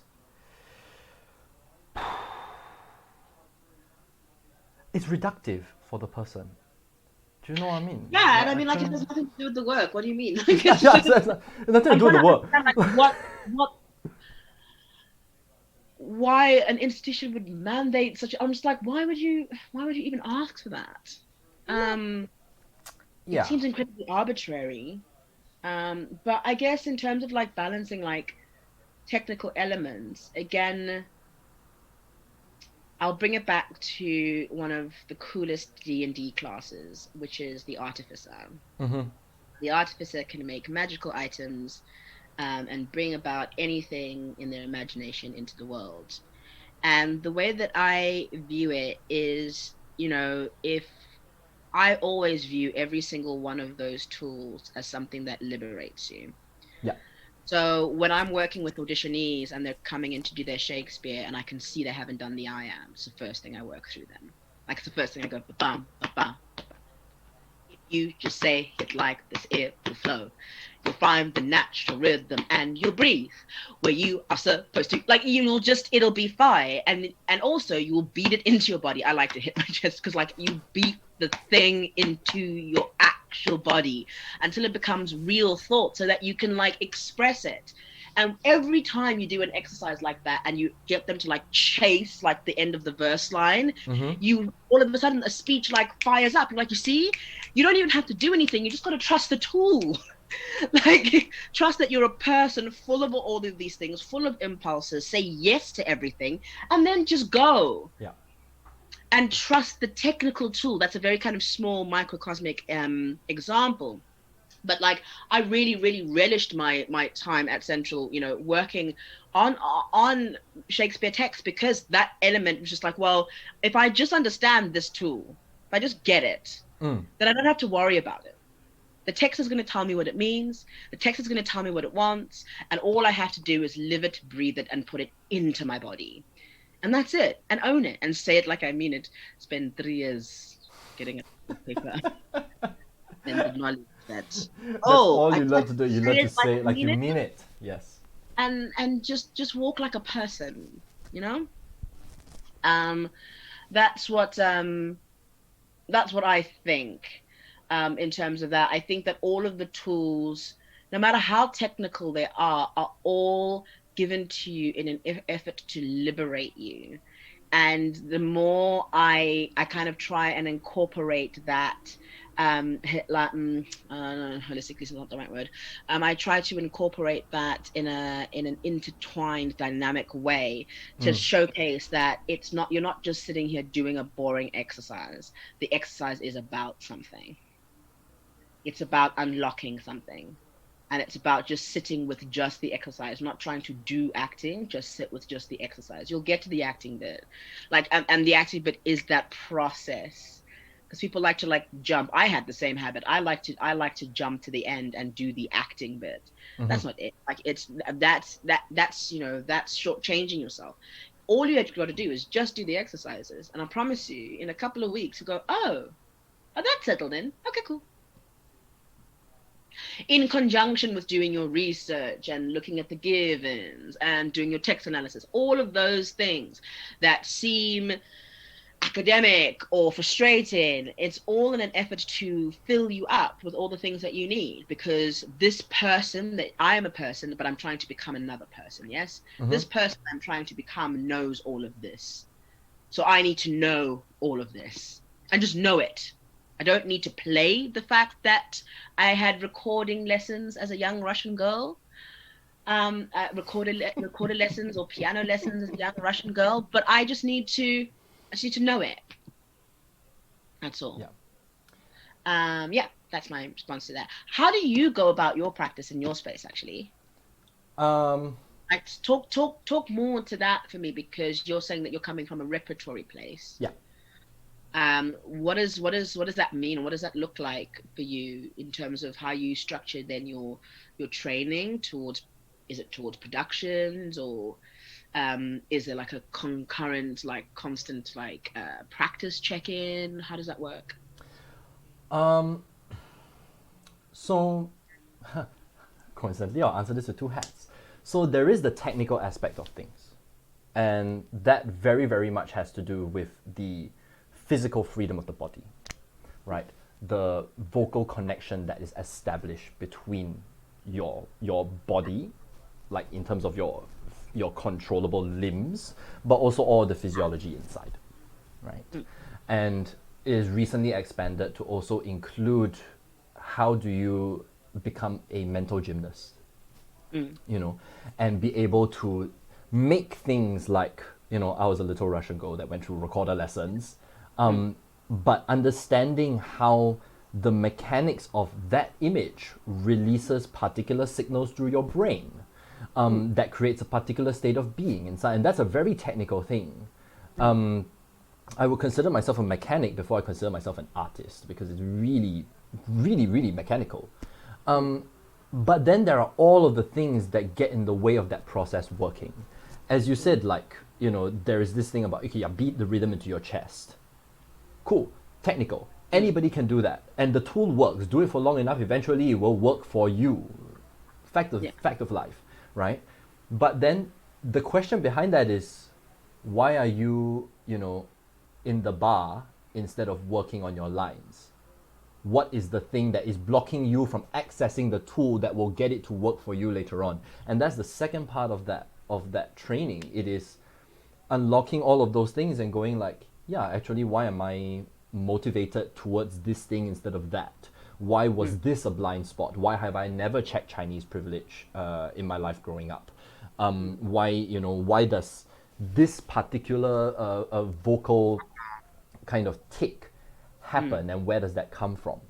You know, so that is a very self-discovery kind of track that moves itself. And sometimes the technique is kind of like a flashlight that shows, you know, hey, did you know there's an obstacle here?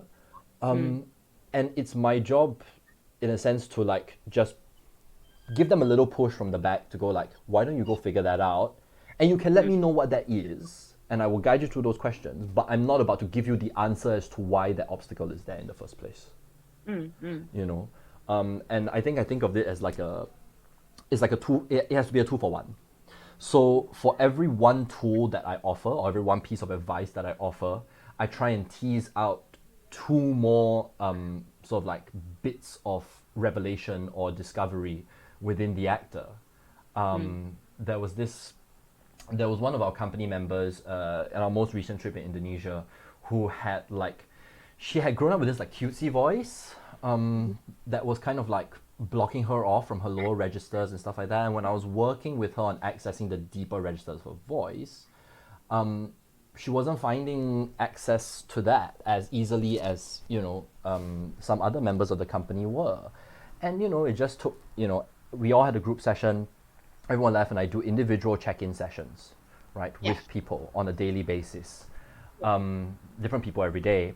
But then to just sort of like ask like, okay, so how do you feel when you touch that thing? And she goes, I think she told me like it sounded weird. Like it sounded weird to her ear, right? So I've already given my one, in the form of this question.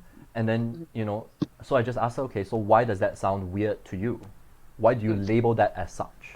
And then she went on this sort of like memory bank exploration of, oh, it was because, you know, I went through this experience when I was a kid, and then this happened, and I felt like if I wasn't liked by everybody, in other words, if I didn't create a version of me externally that people would like, or that I feel people would like, I would lose people's love at the drop of a hat. And once she said that, she started crying. She understood that, and that's the tool. That's it. That's all the work that I have to do. Yeah. And this is just my way, because I think when it comes down to like culture, right? When we're talking about not just like culture in terms of geographical culture, right? Where you grew up and what that was like, but I think as like an individual, your personal history will change the way that you teach. Yeah. It affects your pedagogy. It does, yeah. Right? So how does your your history, your culture, and your experience affect the way that you design these techniques or tools, or design the atmosphere of the room when you go in that position? Is that a question thrown at me? Yes, it's a question thrown at you. Okay. I think a large part of it. I remember when I first started like returning back to acting, I started taking classes with a woman named Dorothy Ann Gould in South Africa. She's phenomenal. And she gave me one of her emotional release workshops. And from that moment on, my approach has been night and day. Because I understand the desire to have a uncomplicated technique where one doesn't have to get messy, right? Do you understand what I mean by that? Like, because I kind of feel that I love Lecoq technique, Yep. and I kind of, and I think it's brilliant. But I think that there is this desire, especially in the West, to find something that can generate emotional response in audience members with very limited emotional engagement from performers. Does that make sense? Which I think is a tall order. Like, you have to do the work. Yeah, like it's you know what I mean. And I don't see those two things as mutually exclusive. I find it very difficult, and maybe that's probably why I have a hard time with some characters, because it's myself in space. So I guess, can you come up with the question again? I'm missing out the middle bit. My mind. Yeah, so my question was, how does your personal history and growing up and cultural background, coming from a completely different culture, affect the way that you impart these technical skills to students? Yes, gotcha. Sorry, there you go. I first of all, I treat them as warriors in my class. Like, Yeah. you are going to sweat, my friend. You are going to run. I no longer have to run because I got my degree. So I will watch you run and shout at you while you run. Because I want you tired. I want the ego to go away. I want all the things that get into the way. I think obviously there are lots of psychologically embedded things within us that make these points of discovery, like you were talking about your previous student, like, you know, kind of difficult, or unconscious things below the surface that we don't really necessarily recognize about ourselves, and our backgrounds that are becoming obstacles in our work or with the work. But I think that I firmly believe that if you are tired enough, that's one thing I took away from drama school.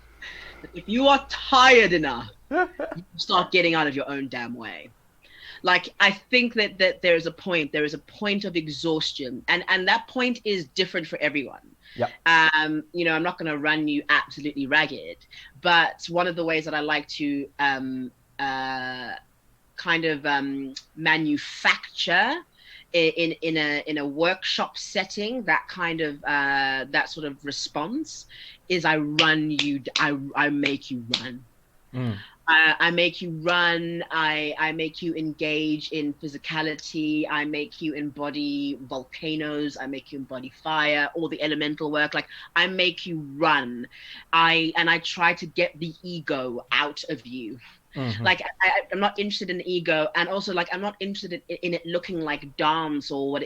I don't want that. I want you to release yourself, run yourself ragged, and then at that point, when you are completely out of breath, that is the point when you say the first line, because now you are, and that technical exercise, now you are too busy. What your brain and your ego is focused on is catching your breath. But still want you to say the thought, so that you're actually focusing on something real and biological that is not how do I look.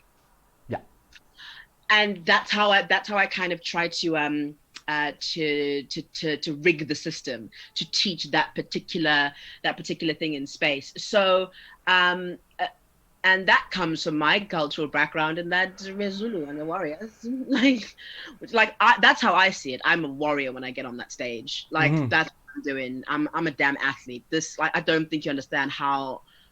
I don't think there are a lot of people that can do what I do. Like, I'm exhausted all the time, and I will still push through. And I understand that, yes, in terms of self-care, I'm not trying to advocate a run yourself ragged every day of your life philosophy, not at all.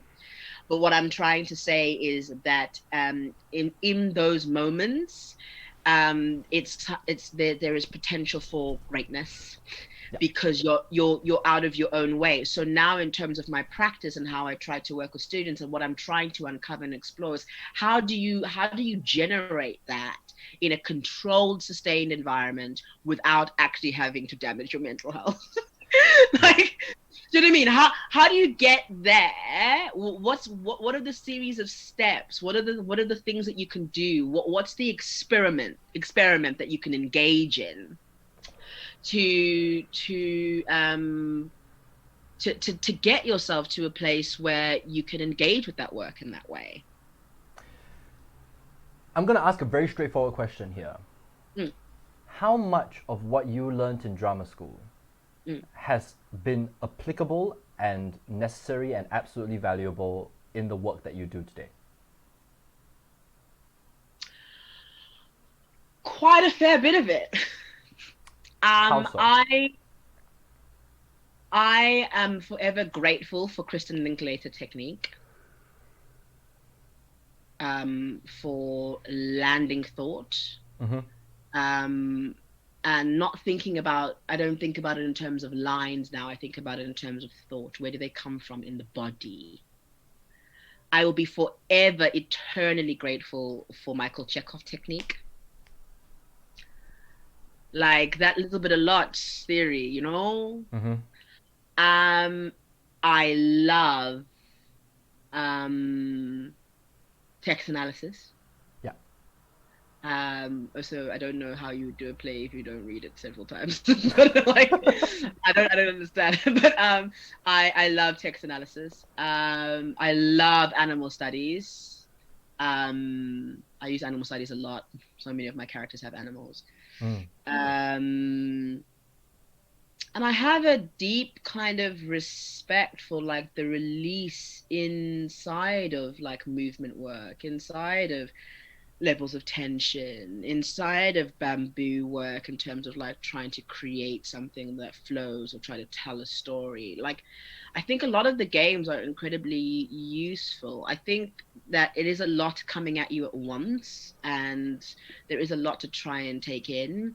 But I find a lot of it really applicable. It's what I mean, I've got a self-tape to get done today, and I know that I'm just gonna go over the script, do some of sort of Darren's text breakdown work, look at my sentence structure, do the sort of, like, you know, Linklater text exercises. I'm not going to try to learn the lines, like sit there trying to learn the note. I'm just going to do the lines, and then they'll sit with me. And then the other thing is, then I'm going to, like tonight before I go to bed, when I'm really, really tired, I'm going to do a little bit of imagined body work. I'm going to imagine my character walking into the room. What do they look like? What are they wearing? And then I'm going to work with that image as much as possible and keep that in me, alive inside of me during the tape. Like, I use the stuff every damn day. But I think that as a practitioner myself, what becomes difficult is when you are in a position of privilege when you're at a drama school, because you're debatable, but yes, you are in a position of privilege when you're in a drama school, and also you are constantly working on your craft all day, every day, virtually 6 days a week. Whereas once you begin to leave, I mean, obviously you have that prof prep term where you now need to figure out how you're going to engage with that in the same way, but it'll never be the same. You're not going to be spending 10 hours a day running around in a room, you know what I mean? Like, that experience is wholly kind of connected to that place, or rehearsal spaces. But, you know, even in rehearsal spaces, these are shorter, protracted, contracted kinds of things, and it's not about the craft of acting. It's about how do we tell this story. So it's a very different context, and I think I'm very very interested in how do I reignite and quickly generate that same atmosphere in a room, in my bedroom, as quickly as possible, because I need now, and I need to be able to do the job. And I think that that's kind of where my practice is sort of gearing towards, and that's why I use things like tabletop RPGs, because it takes a lot of the anxiety and the thinking out. I love the roll of the dice. I love kind of going, I'm going to set a DC of 15, I'm going to set a DC of 10, and I'm going to roll, and then I'm going to do the thing that I'm just going to get out of my own way, because otherwise I'm going to overthink it. I'm just going to do the thing that is decided. If it's 1 to 10, it's this. If it's 11 to 20, it's that. Simple. And that, using those kinds of mechanics to make decisions in rooms, or using those kinds of mechanics to plot out storytelling, or to like, have a play it like quick fire, like rolling up a character at random and then seeing how much you can embody of that as quickly as possible. Or when you're wanting to try, you have an idea about what a character is like, and you're wanting to take it in a new direction. You're wanting to, I guess what I'm getting at is that I want to allow the actor to be as independent as possible in the spaces outside of being in the room, because in being in the room, you're in a great place because you've got a director. There's somebody there taking care of you. You don't have to worry about all of that. But when you're outside of the room and you're trying to get into the room, there are things, anxieties, all manner of things that will get in your way. And I think just using like D&D mechanics, like, will literally like just it because then you can go, oh, I don't know how somebody else will direct this, but I want to have a little bit of fun with it. So I'm gonna pull up a table, and I'm just gonna like a character trait table, and I'm gonna roll, and if it lands on the most random thing, I'm gonna play it like that and see what comes out. Like so that you can maintain fresh games with yourself at home, so that like I'm interested in how you prepare the artist outside of the room, because that person you're still an artist even if you haven't booked a job. Thing. Like, you're still an artist even if you aren't on the call sheet. Like, and you need to be maintaining that and keeping as fresh as possible. So that's kind of where I bring things in, and that's coming from my own personal experience. So that I will use things like I'll use things like tabletop RPG mechanics of varying types. Call of Cthulhu is very different to D&D, is very different to Pathfinder, or what have you, or Starfinder.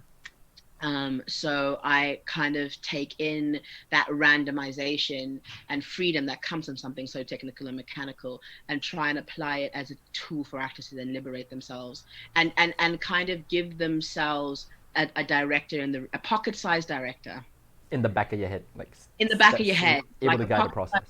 That's able to just guide you, and all you got to do is roll some dice. Yeah, because this is why I asked the question, because I think that there is a big shift, like after graduation, right? The question that I would tend to ask is like, so what is your process, right?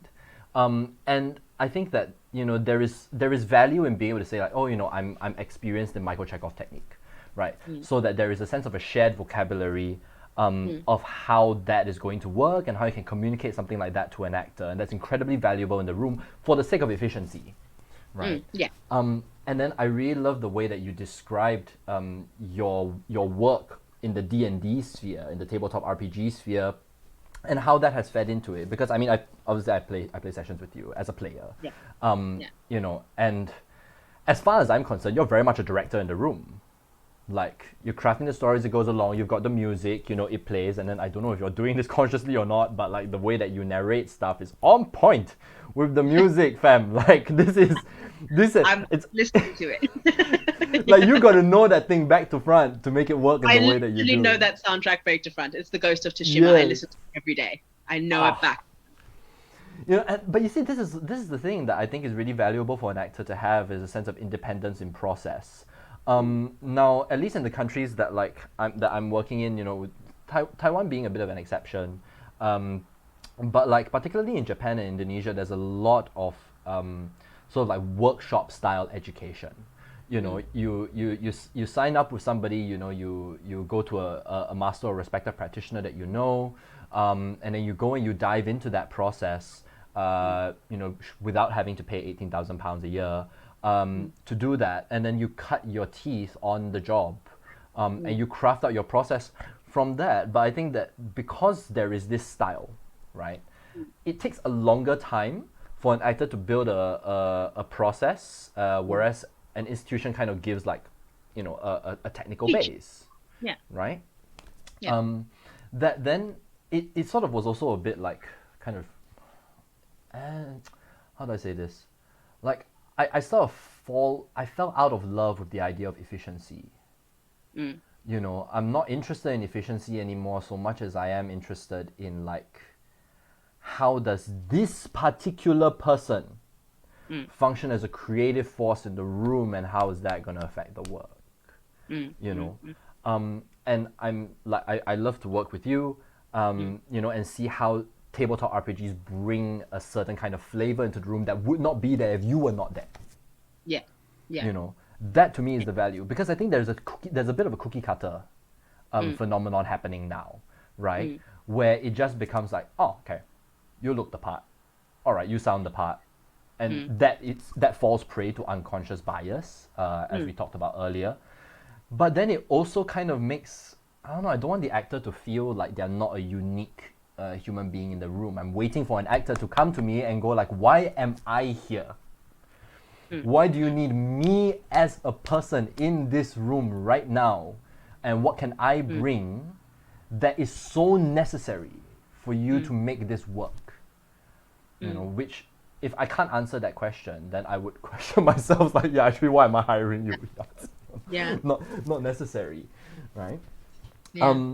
So do you feel like, what are you doing to sort of protect is not the right word. Do you make your students aware that they're gonna fall into a cookie cutter kind of situation, especially if they are, Yeah. Yeah.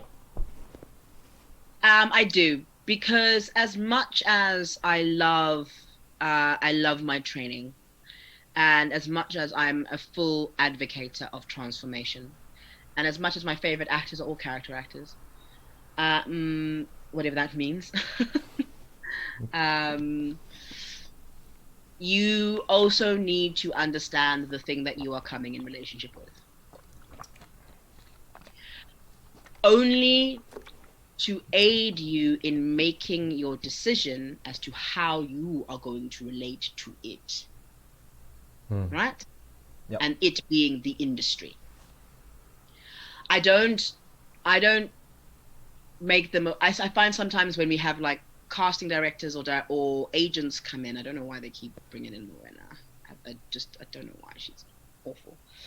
But like when they have people come in for prof prep, like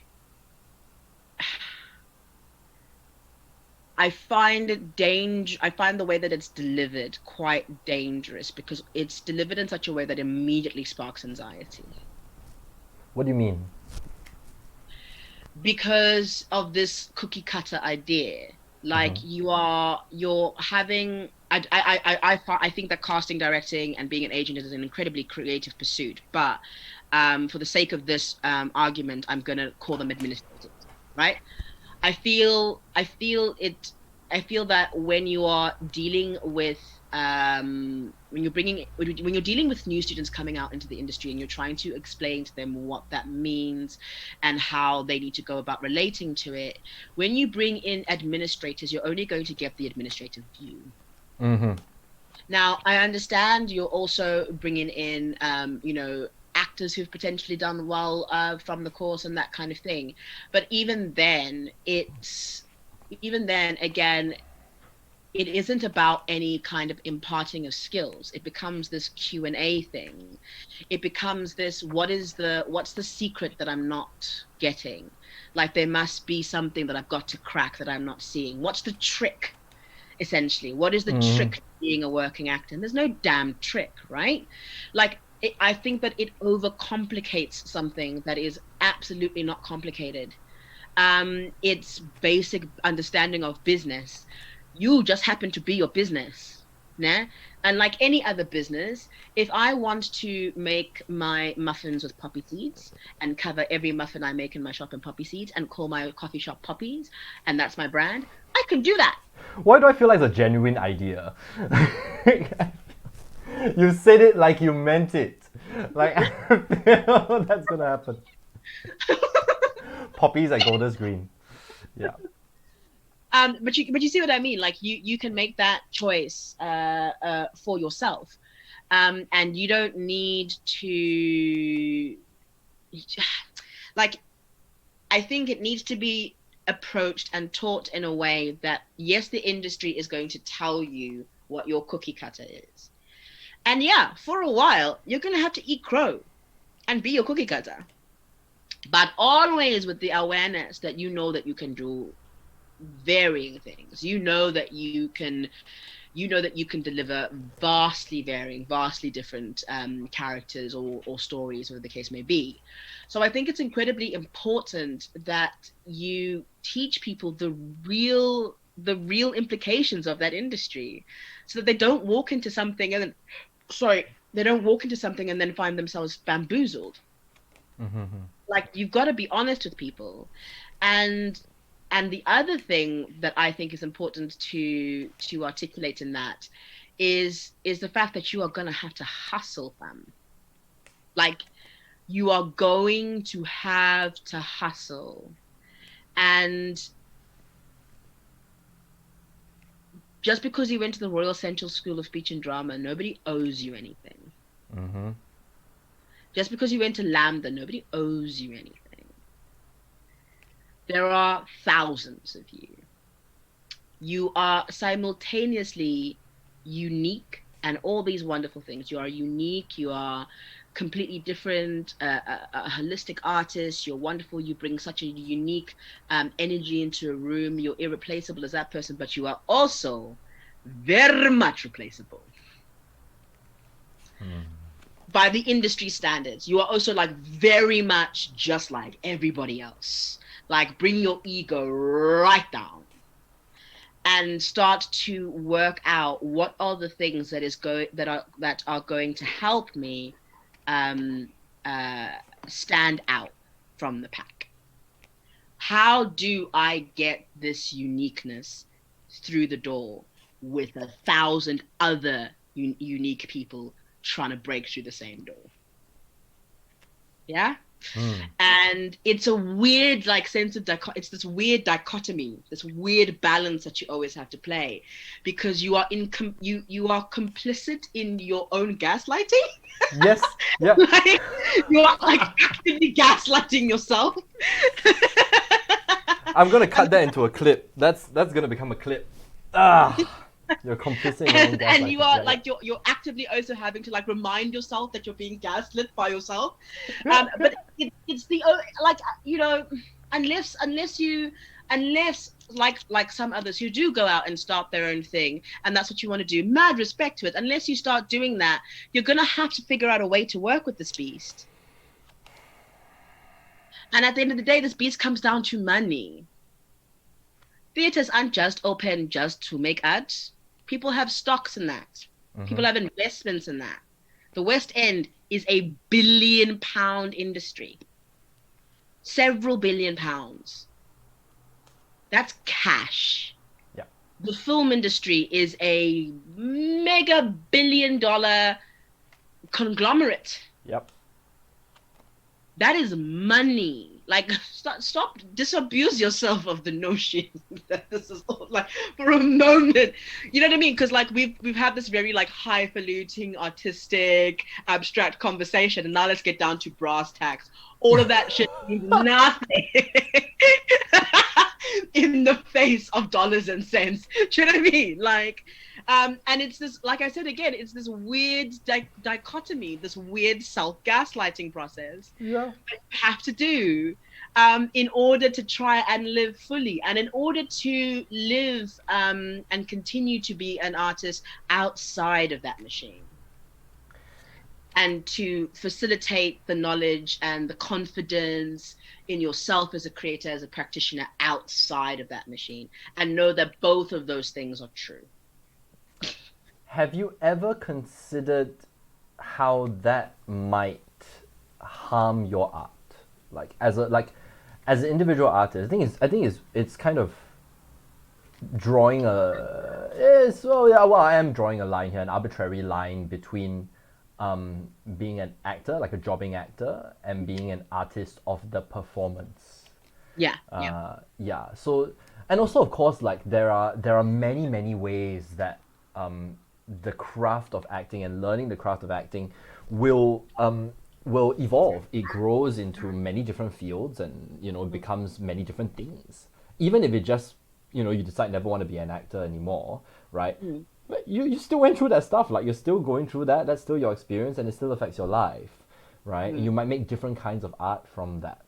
Do you feel that that this affects your artistic development, right? And confines it to just the acting bit? No.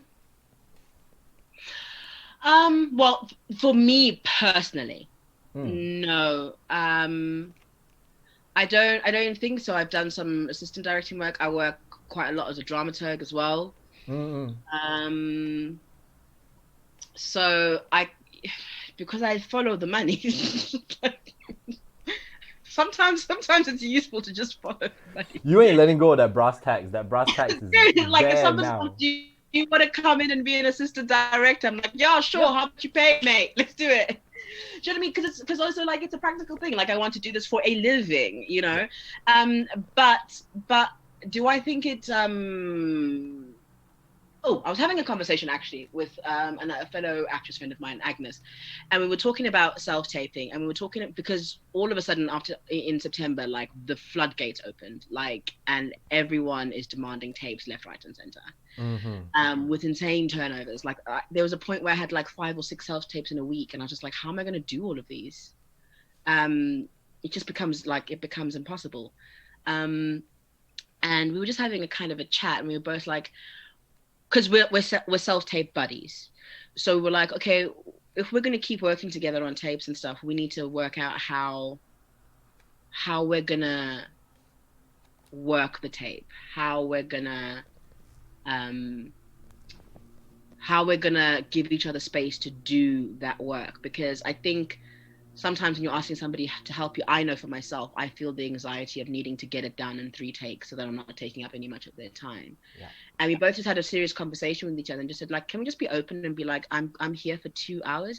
I can give you 2.5, 3 hours of my time, and you can take it as many takes as you want. And you can just work. I think that there's because of the industry's kind of churning energy, you find yourself jumping in on that churning energy, and you want to rush things that actually are a process. Yeah. And I think that making those realizations, just because we're both, and I mean, we're human, obviously we make mistakes, making that realization and then just being able to have an honest conversation about it and go, okay, in future, when I come and help you tape, I'm here for 3 hours. Let's do it.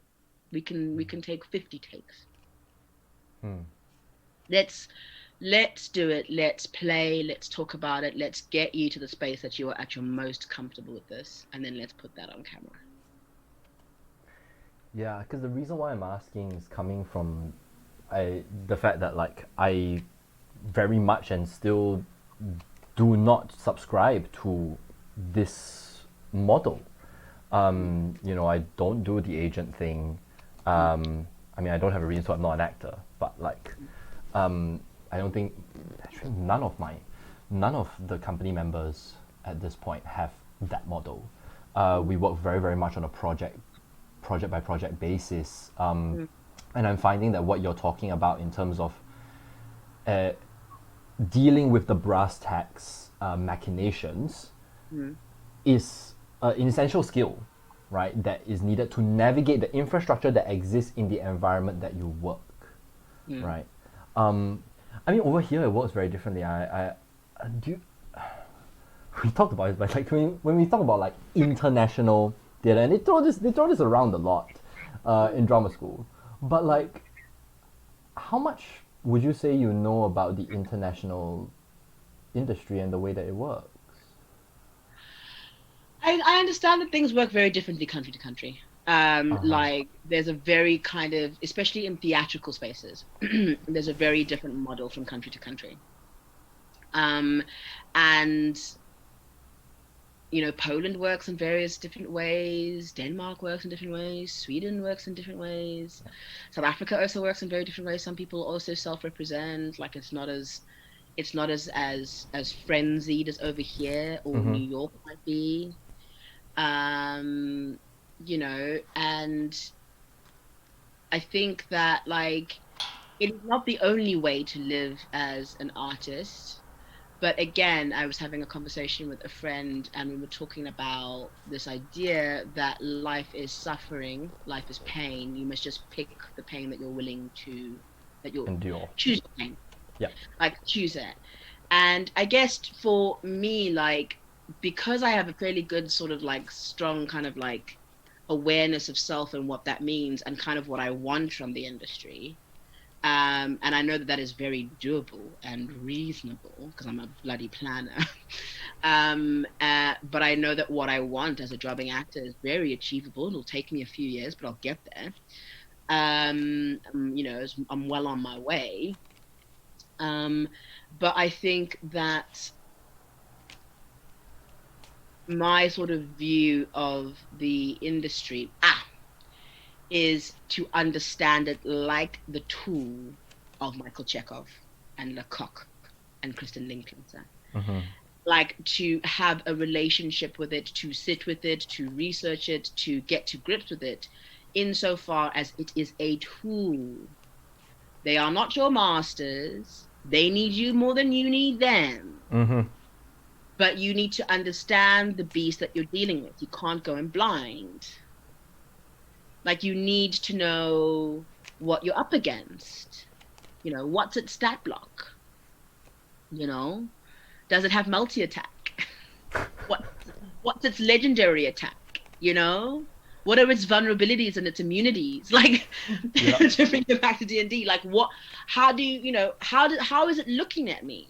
How are other people navigating it and inspiring me to navigate it? Like as a woman of color, and then as a plus size woman of color as well, I'm loving the work that I'm seeing with these lovely plus size female actresses. I'm just like, yes, we are also human and we are beautiful and we are fantastic actors, because then I don't have to live my life constantly on a diet because of the whim of an industry, because an industry is telling me something. I don't have to do that. I can go, I can breathe a sigh of relief. I can just be myself in the space and tell the industry who I am, not the other way around. Do you know what I mean? And I think, and I think that's why I'm speaking about how it's taught in a way that induces anxiety. It's approached in a way that gives it status and not as a tool, a means to an end. And the moment actors start because I can only speak from the perspective mainly as an actor, start taking ownership of that. I think that's the moment at which even like my experience of the industry becomes a positive one. I love the damn thing. It's great. So much opportunity. You just got to keep trying, and eventually something will stick. It's awesome. But when you're approaching it with anxiety and you're approaching it with when you're approaching it with your hands out begging for it to give you something, you're going to have a very difficult experience rather than approaching it with your hands coming forward, bringing something to it. And that's the thinking that needs to be shifted in people's minds, that you are bringing something to the industry. You're not begging them to give you something. Fuck them. That was my second one. I'm allowed 3. They must bugger off. I'm trying to find alternative words for coarse language. They must go to hell. Which just feels so antiquated, doesn't it? Yes, it does. It doesn't quite have the punch of a fuck off. Yeah, you know what I mean? Yeah. They must bugger off, because you can't cause people anxiety like that. You can't manipulate us anymore. That ship has sailed. Like, you can't come for us anymore. We're smarter than you now. We're generating our own work. We're writing our own comedy shows. We're writing our own scripts. We're making our own online TV shows. We're making our own podcasts. We're generating our own content. We're making our own actual play shows. You don't own us anymore. Yeah. Yeah. And I think that is the thing that needs to also be unpicked a bit at drama school, because then you can kind of go, because I watched a lot of my peers go into third year like completely panicked the entire time. And I'm like, but this is the best year. Why are you so stressed? This is supposed to be the fun part. This is the part where you do shows for the whole year. Come on, like, relax. Yeah, the thing that you were supposed to be doing. Yeah, so chill. Yes. It's fine. And also, don't get anxious over an email. It's an email. Just send it. Just send the damn thing. So I think those are my thoughts on the brass tacks, on the self-gaslighting and the brass tacks and the coming to bring something to this beast, like an offering. It's like a ritual sacrifice. Go find a vessel virgin. I love that you put it like that. It is a ritual sacrifice. Yeah. I want to touch a little bit on mental and emotional health in training, because I think that's very, very important, because the bringing up of anxiety. Because it is like public speaking in any form is excruciatingly terrifying. Let's not lie.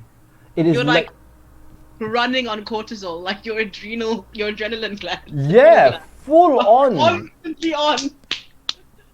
Right?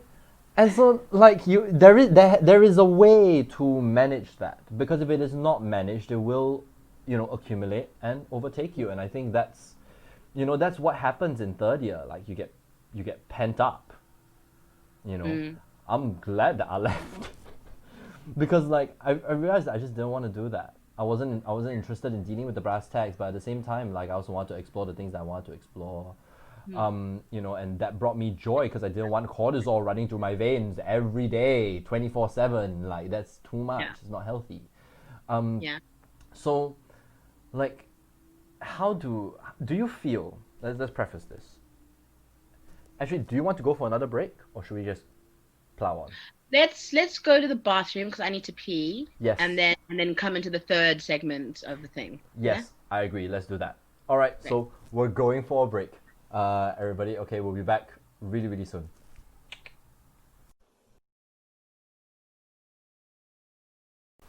Yeah. And we are back again. Okay.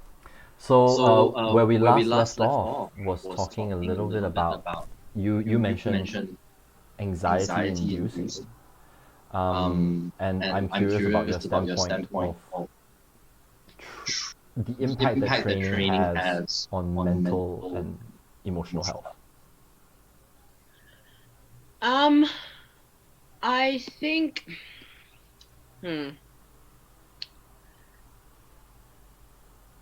I don't know, because I'm still undecided about whether it's unavoidable or not. Because anything challenging, anything strenuous is stressful. Anything we do, and to be fair, to that degree with that amount of passion, is going to have an impact on your mental health. Anything that's self-reflective in public, right? Yeah. Because it's not self-reflection in private, it's self-reflection with an audience of 15 or 16 or 17 other people daily, is going to have an emotional and mental impact. Anything where some students are incredibly far from home is going to, again, induce its own thing. Living in a foreign country, is going to induce its own things. Being an immigrant or whatever the case may be, coming to London for the first time, it's going to induce the same things. For some people, their first taste of adulthood and adult life is going to induce some strange things. And with all those things considered, I really struggle because I've been thinking about this question. Like, I mean, of course, it's a hotbed of like mental health issues too. Yeah. Like, my mental health was awful. I went back onto anti-anxiety medication. Like, I'm on citalopram because of my time at Central. Oh, Oh, wow. wow. Were I you had past to that start- already? Huh? Were you Were you past past that at some point? Yeah. I had to start taking them again. I think this year I'm going to start weaning myself off again. But like, honestly, like, it's stress inducing, and I'm the kind of person, like, I would rather go and seek help and do what I need to do. And that if that means taking medication, I'll take medication. I speak very openly about mental health issues because I would rather hear about your mental health issues than hear about your funeral. Yeah. Yeah.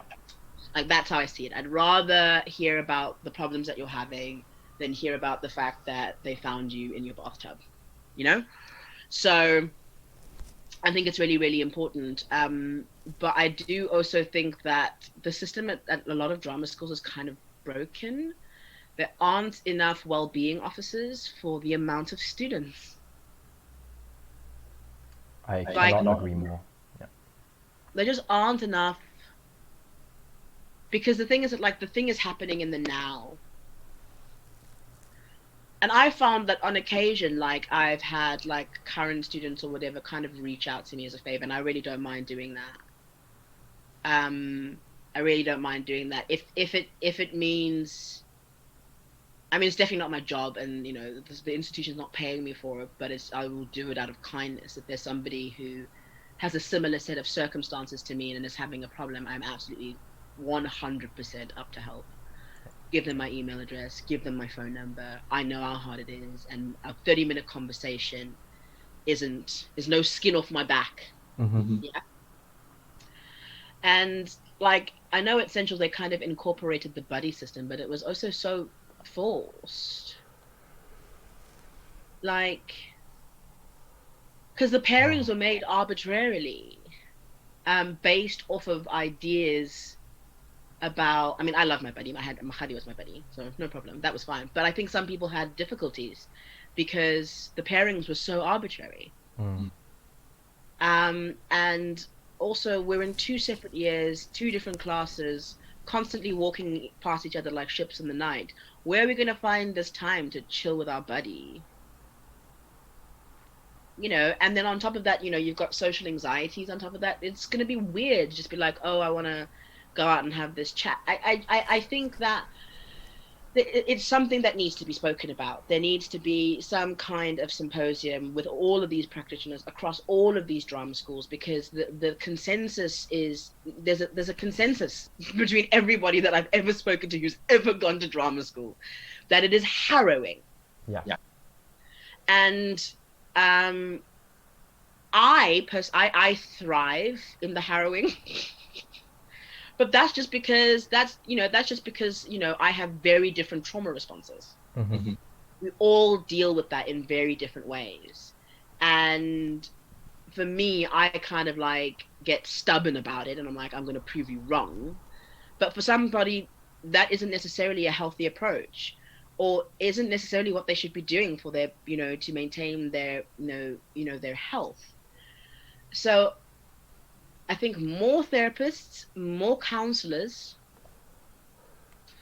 more people in general. You can't have a tiny little room and 3,000 students. You really, really can't. Like, and the acting side of Central is the smallest department.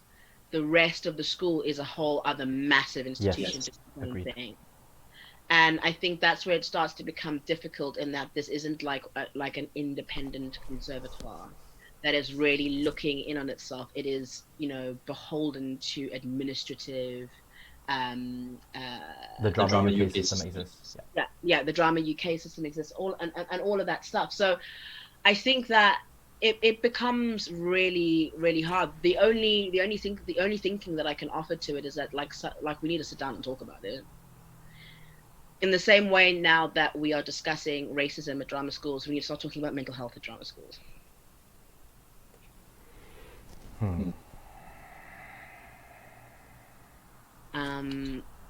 So like I think something has to be done about it. I've seen too many people completely like crumble underneath the pressure of that. Okay, so this is a sensitive topic, particularly for me also, because I think that this is definitely something that needs to be addressed. In a sense that okay, I'm going to talk about the buddy system first. The buddy system itself, and why I feel that it needs to be adjusted, comes from the sensibility that, like, if you are paired up with somebody who is in the year above you, they are going through their own shit for that year. They're doing their own self-examining. They're going through their own crazy mental process of trying to figure this crazy thing out that we are never going to be able to explain, in any way, shape, or form. Yeah.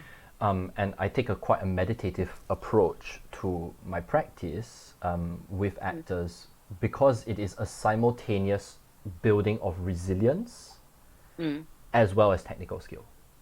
Yeah.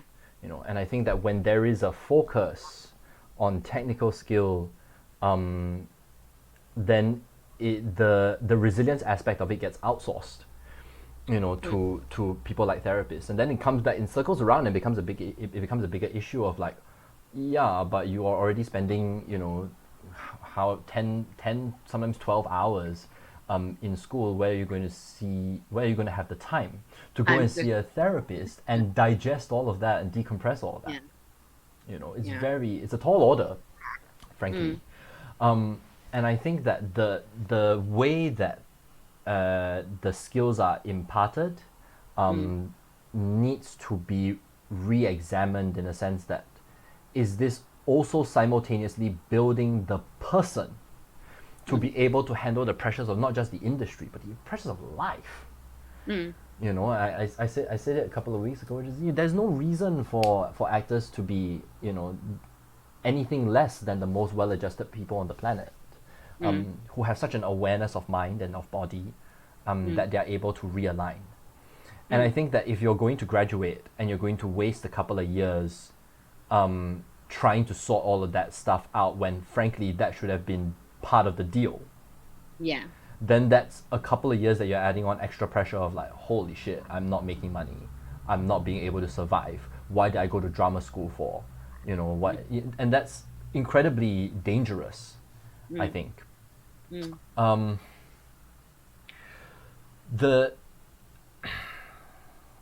Wow, no, this is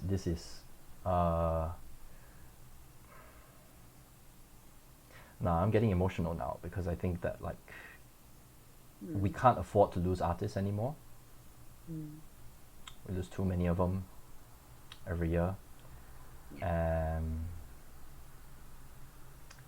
Drama school itself as an experience is not easy.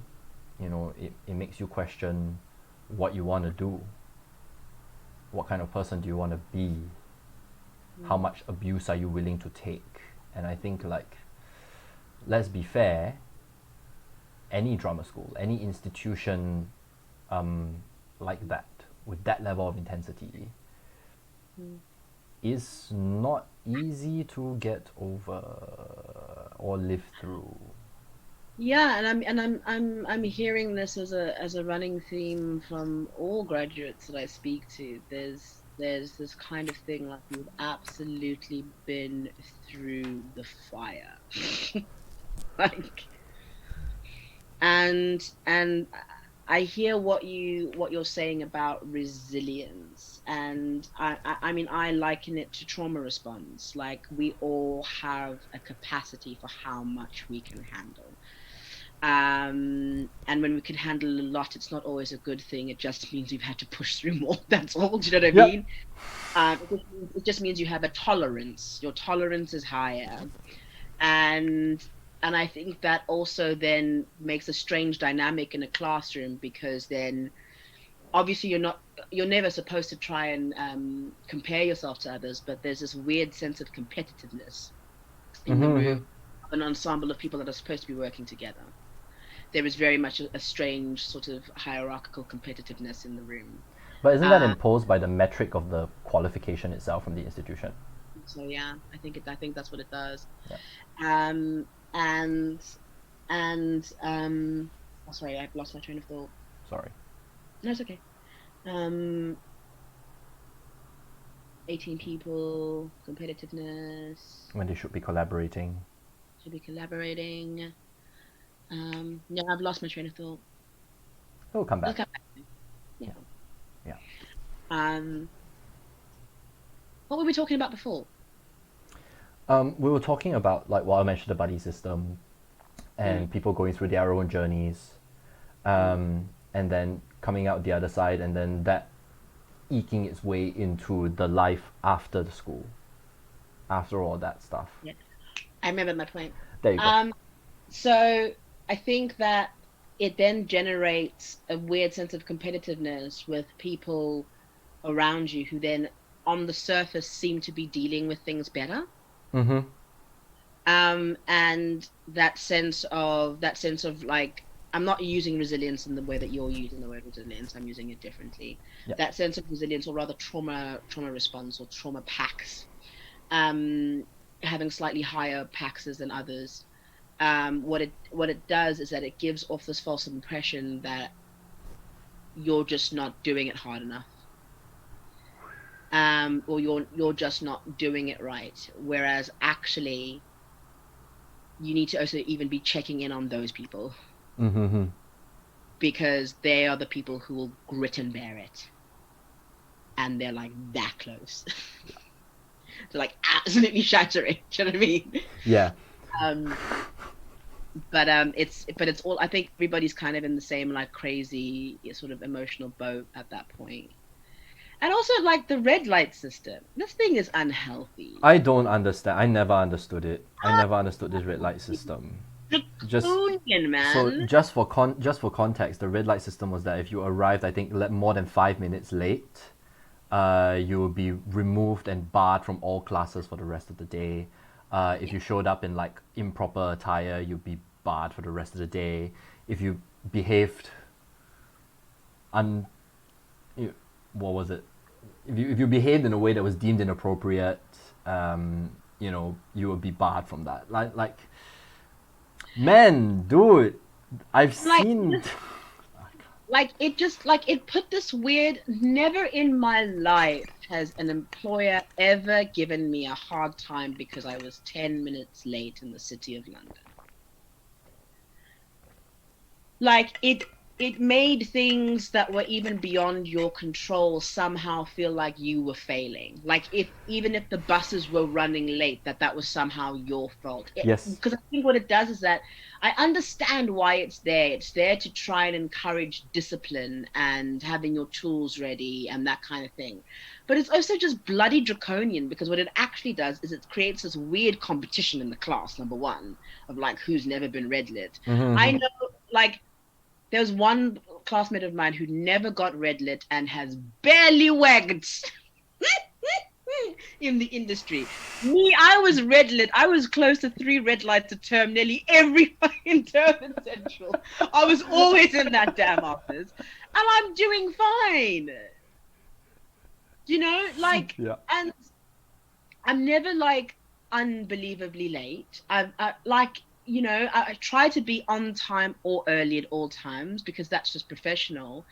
But to beat this like thing in this very draconian way when you're just arriving, and also then to like expect that of international students as well.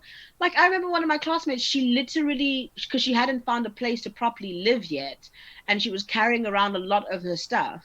And she literally lost one of her trainers while she was bringing it to a class and was sent home. Huh? To where? She had to leave. Okay. Like, yeah, she was kind of staying something sort of temporary, but she didn't like leaving all of her things there. So now you're being punished for not having privilege.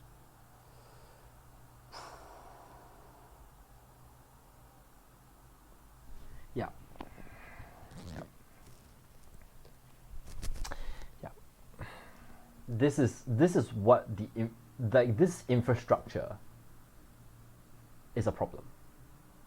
I think you're right. Like, it is draconian. It's also very old school traditional. I find this weird thing. I had this weird issue with the whole wearing black all day for all classes kind of thing.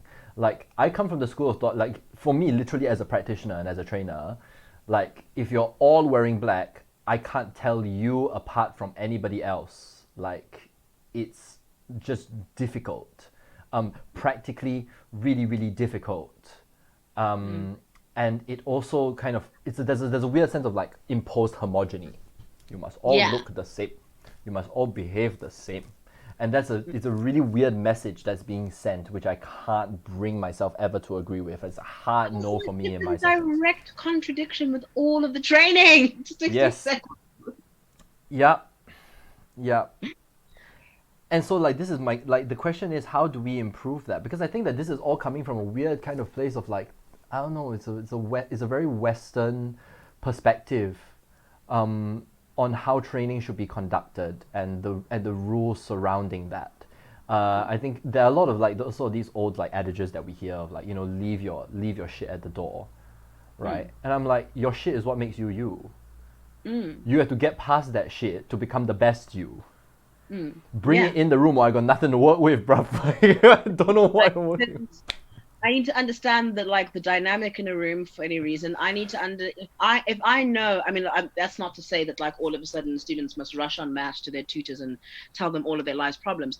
But if I know that you're coming in with a difficult day, then I know why you're all of a sudden not necessarily performing to the best of your capability, or why you're potentially having a breakthrough in this way today because you're slightly raw. Like, I can then assess the room and then do no further harm. Yeah, because like, I think that this weird homogenization of the class that is in direct contradiction with the actual art form and actually what they're trying to teach, and then on top of that, these weird like red light like restrictive rules when you're trying to like open people up. I think personally, for my money, like gets solved when you start discussing about actors. I am always talking about the actor as a warrior.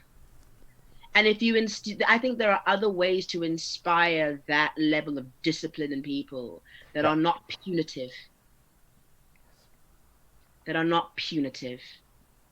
You know, you're a warrior the moment you walk into this place, and we are here to train. And if you do not know how to do that yet, I will teach you how to do that. That is my job. This is what it's about. And like you don't know, and that's fine. Yes. I also do not know. This is not the ultimate word. These are just the techniques that I have learned. What works for you works for you. If it really doesn't work for you, if you've given it your level best and it doesn't work for you, you can't connect with it. Let it go. Like, you're not a terrible. I can't stand Meisner. I think it's ridiculous. I've never in my life been able to understand that thing. I think it's trite. But that's because of my experience with it. It doesn't work for me that way. It doesn't work for me. Yeah, Michael Chekhov never worked for me. I don't use it. I can't access it. I don't have any interest in moving down that path thing, because I think that it just doesn't work for me as an actor, as a practitioner.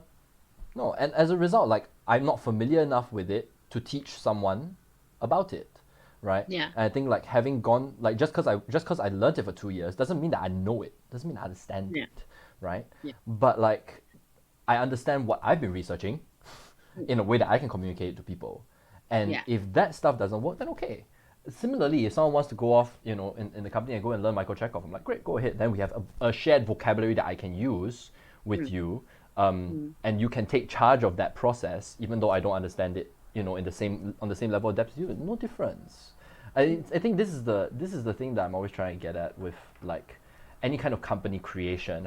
And when I went to Central, I very much saw it as like, okay, we are going to be a company for 3 years, and I think they told it to us as well on the first day, like, you guys are a company for 3 years. Great, it's a beautiful romantic idea. But I think that what you said about, like, if you see somebody, that someone's had a bad day, right? Mm, It could be anything from a broken bike to a death in the family.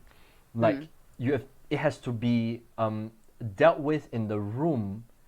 I think starting from the person that is given charge of the room, mm, so that the rest of the group mm, learns by example of how we're going to handle that for a fellow company member that is mm, our peer, that is our collaborator, our fellow creative. mm, And that's a skill that needs to be there. It's not a mm. soft skill, so I find it weird, like the soft skill, hard skill. No, that is a No. life skill that you need, Yeah. 100%. You know? Yeah. And I mean, I think this kind of top-down mentality comes from this sort of Eurocentric view of the craft, which I find bizarre because so many of some of its teachings and practices were drawn upon from the East. Yes. So I find it fascinating that they've kind of co-opted this thing and then thrown it into a very regimented sphere, like red lights, homogenize, depersonalize people in blacks, but also find flow in yoga. I'm like, okay, what do you want? Mm-mm. Like, which is a skill that you want me to learn? What do you want me to embody? And I think that the way it's structured just doesn't flow well enough, and there isn't a point at which I know that point should happen for yourself and do the work and trust that, but there isn't a point it's supposed to be bridge, I suppose, when all of those things come together, all those separate things, the voice, the movement, the this, the that, the other, it all comes together and you find virtuosity, but like it's not framed in that way. Yeah. And also casting at drama school I find very strange. Um, I find it to be an interesting thing, because if we're only going to be learning in the doing, then you need to give space for more learning. But then these are public shows, remember, by third year. People are paying money for tickets, so they have to be quote unquote good, Mm-hmm. rather than be, oh, you're not like, you're kind of struggling or you're taking longer to get certain things. Here's a lead role, go. Because personally, I think that's where you learn. You Yeah. take your weakest link, you put them in the lead, and you go, do it now. Like the training wheels have come off, go. Mm-hmm, mm-hmm. And I think that that's when, like, someone can really come to grips with thing and really like bring it together. There's a potential in that, but because there's ticket sales involved, the lead roles in third year will go to the quote unquote stronger actors Mm-hmm. every time, and they mustn't even deny it every time. Hmm. I'll be honest with you. I've almost it's weird because, like, as you're talking and reflecting on Central, like, I found that I've actually forgotten a lot of this. I might have blocked it out. I don't know. But I know that at some point when I was still very close to it, it it actually pushed me to do things in a completely opposite way. And I think, like, if I had to take anything from Central, it would be that it taught me how not to do things. Hmm. I don't want to run things like that ever. I almost oppose all of it, with the exception of, like, very rigorous training schedules. But even then, they don't run to that level, because I do feel that it is damaging on many fronts. On the internal front, in terms of management, and your awareness, but also when it comes down to understanding the larger picture of what do you want to do with your life. Hmm. It tunnels everything into, like, if we look at the red light system, it's tunneled into the industry. Hmm. Bridge is tunneled into the industry, right? Hmm. And it comes from this adage of, oh, that's the way that they'll treat you in the industry. Hmm. Well, frankly, you could tell that to any bright-eyed 18-year-old coming into a drama school, and you could tell them that, like, the industry will treat you like a god, or you could tell them that the industry will treat you like shit, and they believe you either way. Hmm. But that's no reason to validate a certain amount of maybe abuse is a bit of a strong word, but I don't know how to phrase it otherwise, right? Because the act of putting someone intentionally through a gamut like that without at the same time fostering the resilience and the ability to manage those things is abuse. I think it's irresponsible. I think it's dangerous, and I think that then when you mask that behind a university experience, you get to fall behind the falsehood that, oh, but you're at university, this is where you learn how to be adults, so you get to then become hands off. Yeah. Because that's what's supposed to happen. And it's a very Eurocentric view, this individualistic view, this idea of individualism and being separate entities and taking care of yourself separately. Whereas I come from a culture that is much more community based. Same. And understanding that the community is only ever as strong as its weakest link. And we need to start adopting some of that thinking, because too much harm is being done.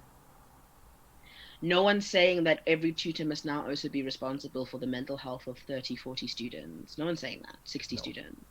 No one's saying that, you know, it's kind of all on the institution, but we've got to start meeting each other halfway, because this is untenable.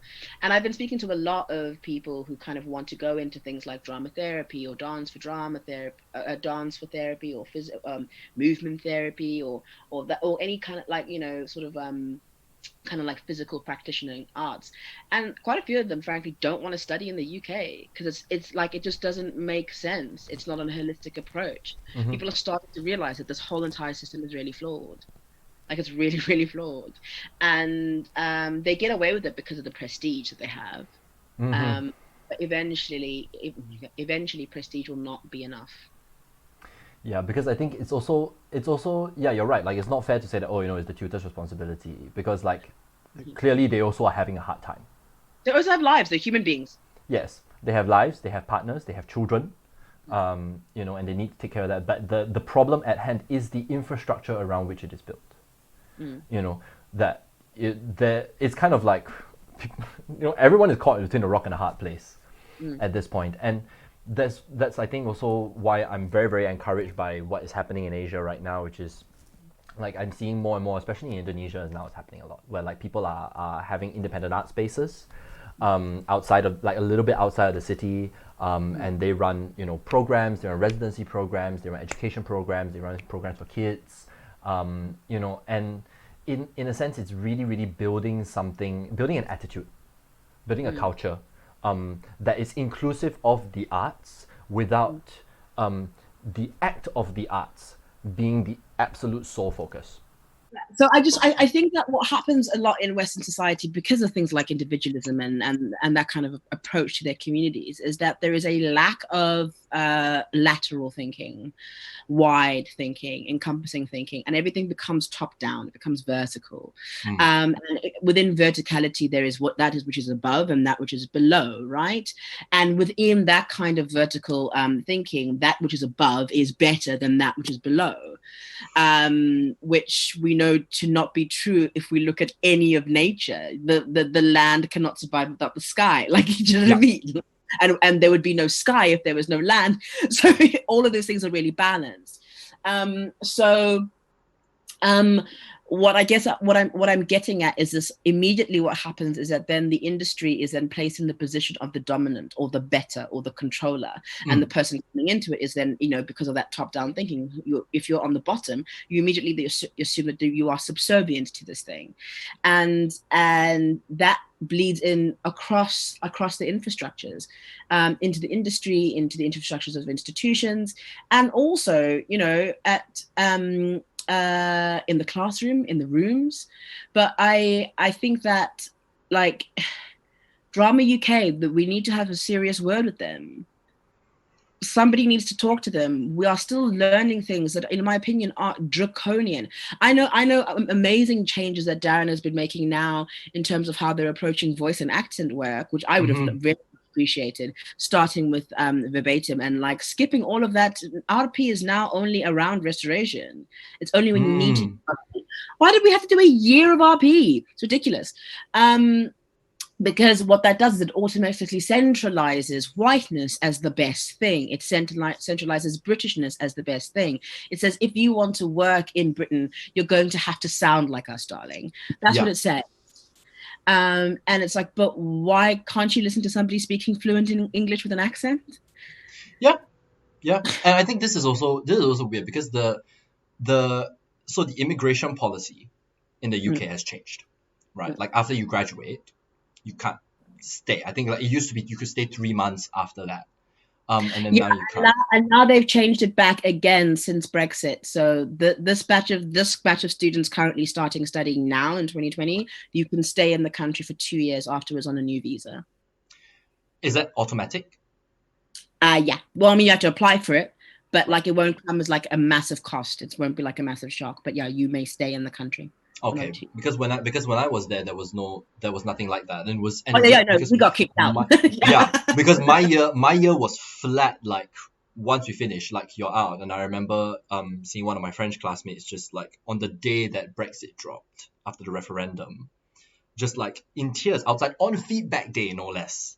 Actually, like I recall it was on feedback day, and he broke my heart because he was saying that I had this dream of coming to the UK and like coming to a UK drama school and being an actor, and of course like we can't control political movements, right, necessarily, but I think that we live in really radical times, by any stretch of the imagination, compared to when draconian infrastructures like this were being implemented, right, first being implemented. That we kind of have to think ahead and we have to prepare for everything now.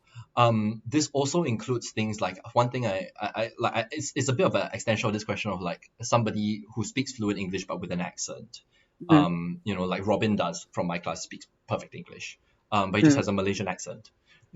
I happen to not have that because I had a particular educational track growing up. I was interested in different things. I spoke with an American accent till I was 10. Like not everybody has that. Not everybody is wired weirdly that way. But I think there is absolute value in people like my partner is amazing. Like Tamaki speaks less fluent English than someone who grew up natively speaking it would. But the amount of value that she brings as a creative in the room is unparalleled. And I feel that the prerequisite of you have to speak perfect English before coming into this institution is frankly banal. Like why? Yeah. You can understand me, I can understand you. Okay, we can communicate ideas. And naturally we understand this. Like if you're in an environment that speaks a particular language, you start to pick it up. You're open enough, you start to get habitualized to it, you start to learn it. Tamaki's English got considerably much better after working internationally. But also when they're talking about, especially the course that we were on, collaborative and device theatre, and I still hold this quite true, that they're talking about having the most diverse cohort of students in the entire school. To which I go, okay, so are you tapping on the cultural identities of these people? And then you make them do restoration. Like, I just don't understand. I don't get it. Somebody needs to have a serious word with Drama UK because the rubrics need to be way more accommodating. I'm seeing like even new institutions like really dramatically changing the way that they approach training so that they can give out degrees. And Drama UK as an organization is forcing a particular outdated rubric on these places. But the evolution of training is constantly moving. You can't do that because then all you're going to get is the same across the board. All these schools are the same. If you say to me you went to Guildhall, Lambda, St. John's, right? I'm like, so you all went to the same school because it's all University of London. It's all the same school. We all it's get all under Drama UK, yeah. That's all under Drama UK. It doesn't matter. So I find, I think that there's something to be said about independent institutions. But then, because the industry is the way it is, some not necessarily casting directors, sorry, but some agents are a little bit, they've got a lot on their plates and there's a ton of schools they need to go and see. But, they would sooner just go do the big five, call it a day. Mm-hmm. For context, the big five would be Guildhall, Lambda, Central. What else? RADA. Yeah, and then Drama Centre. And Drama Centre. Did Drama Centre close? Yeah, it closed. Yeah. Oh, okay, so big four. Money got embezzled, shut down. Okay, so shit is going down, mate. Like shit is going down. Now I think this is money got embezzled. That's why they closed. on a larger sort of like scale, I think like at least in this part of the world, there's also a certain kind of like attitude. I don't know, the attitude or stereotype. I think at this point it is where like if you're trained in the UK, then that's you're really ups, like you're really good, like. But like, to which I kind of go, well, UK or US, right? So which I kind of go like, okay, but that has nothing, like the paper itself is not the work, right? Yeah. And I think like, if so obviously you went to NSA first, and then followed by UNISA. Yeah. Right. And to which I kind of look at it going like, okay, if this is the kind of person that is coming out of a school in South Africa, an art school in South Africa, I'm very interested in that. I'm very interested. Like, what is the thing that they're teaching you that allows you to have this tremendous amount of endurance and resilience and like where do your trauma packets come from? Like, it has to come from. It has to come not just the institution but also the life there. You know what I mean? There's just a different attitude. It's because we're not so cold. It's warmer. There's a double meaning in that. There's not so cold, honestly. Like I find a lot of British people to be like mashed potatoes. They're like mashed potatoes with no butter and no salt and pepper. Just mashed potatoes. And drawing dynamism out of them is like drawing blood from a rock. It's like, come on, and I think there is something to be said about a little bit of struggle. Like, I mean, I'm generalizing a lot here and I'm being quite glib, but there is something to be said, for being working class. Like, I don't know, trauma is character building. It's character building. It builds personalities and it builds resilience. And I don't know, like my time at NSA was amazing. I was trained under Yvette Hardy, who's really great. I think she runs Acetage now, Acetage South Africa. She was amazing, learned so much from her. And so at NSA, we also had to do, as part of drama, we did play text, which is obviously self-explanatory. Yeah. Then we did history of costume and theatre, where we learned about the infrastructure and the history of costume throughout the ages through theatre. So we learned from that from a technical perspective and stage design and theatrical convention and movements through history. Then what else did we do? Then we did history of, this is years ago. I can't believe I'm trying to remember, like 15 years back. Wait, this is 15 years ago? Yeah, I'm really old. So this is like high school? Yeah, high school, yeah. Beautiful. Yeah, so it was a much more holistic approach to sort of, when you did drama, you didn't just do the acting stuff. You had to learn about everything. Writing, everything. The history of all of that, and then within our textbooks, like the political backdrop for every single play was always included. And that also has, I mean, I think the UK has that in terms of like GCSE drama, A-level drama, and they have that as well. I think is it a similar system? I think it very well might be, but I mean, I don't know how GCSE drama works because I don't know how it works. All I know is that NSA, you only had to do 4 academic subjects to get your matric certificate, and then the rest of your day was spent doing whatever specialization you're in: dance, music, and drama. Mm-hmm. Art as well. Then, this is interesting to consider, because I think then we're looking at, maybe this has something to do, and again, I'm taking stabs in the dark because I haven't been in the UK for so long. I've stayed far away from that place. Because it has to do, I think, also with a bit of a demand in terms of like what is the eye? What is the eye in which we look at theatre, right? And as I think we mentioned earlier, that in the UK, the eye is very much the eye of the middle class white British person, right? And so when we're talking about dynamism, for example, the standards of dynamism are very different. Yeah. Like I think if we would, maybe from a South African perspective, you consider dynamism as really incredibly physical, and you can feel it in the room, in the change in the smell of the air. Whereas like in the UK, they might look at something more subtly, or try to look at something more subtly, I think. And that comes a product of the art in and of itself. So when it comes down to questioning things of like, okay, so is this actually harming the diversity of the art that is coming out of these places, or coming out of the arts education circle as a whole, right? Then I would say that like if we keep looking to the way that the UK does things, we're going to keep wanting to make things that the UK would like, and that's the thing that I'm very much trying to avoid. Because as an independent practitioner, I think you talked about independent institutions. That like I think 5 to Midnight, it stands as an independent institution. We don't have a Drama UK, so the work is very much defined by the kind of things that the people who build it and live in it and work in it decide to bring to the table. And as far as being a practitioner within that circle is concerned, right, it's like completely divorced from the status of being artistic director of the company.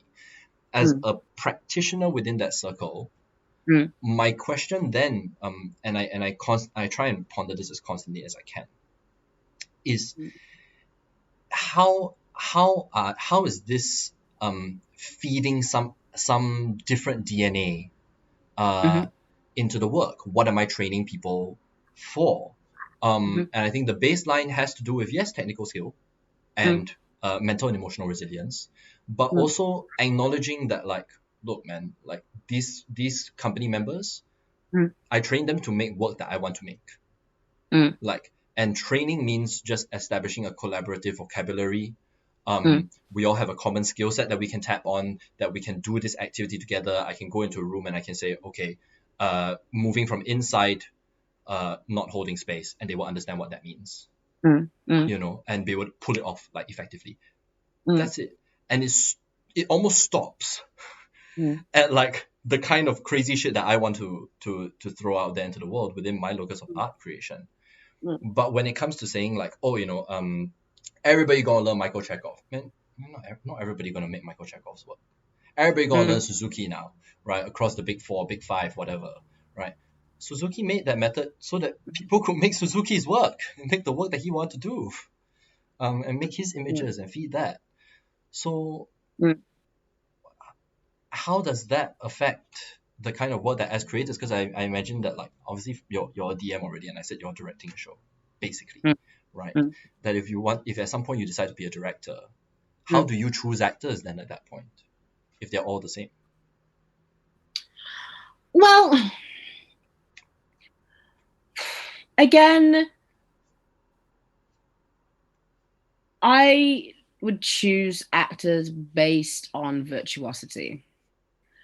And I suppose it kind of shows in the way that I view an audition. Like, of course, I'll prepare the sides, I'll know what I'm doing, etc., etc. But I will absolutely always come in knowing that I'm going to spend 10, 15 minutes talking to them. Because part of the audition in my mind is them getting to know me. Because I'm going to have to be in the room with them for, I don't know, 5-6 weeks, 4 to 6 weeks.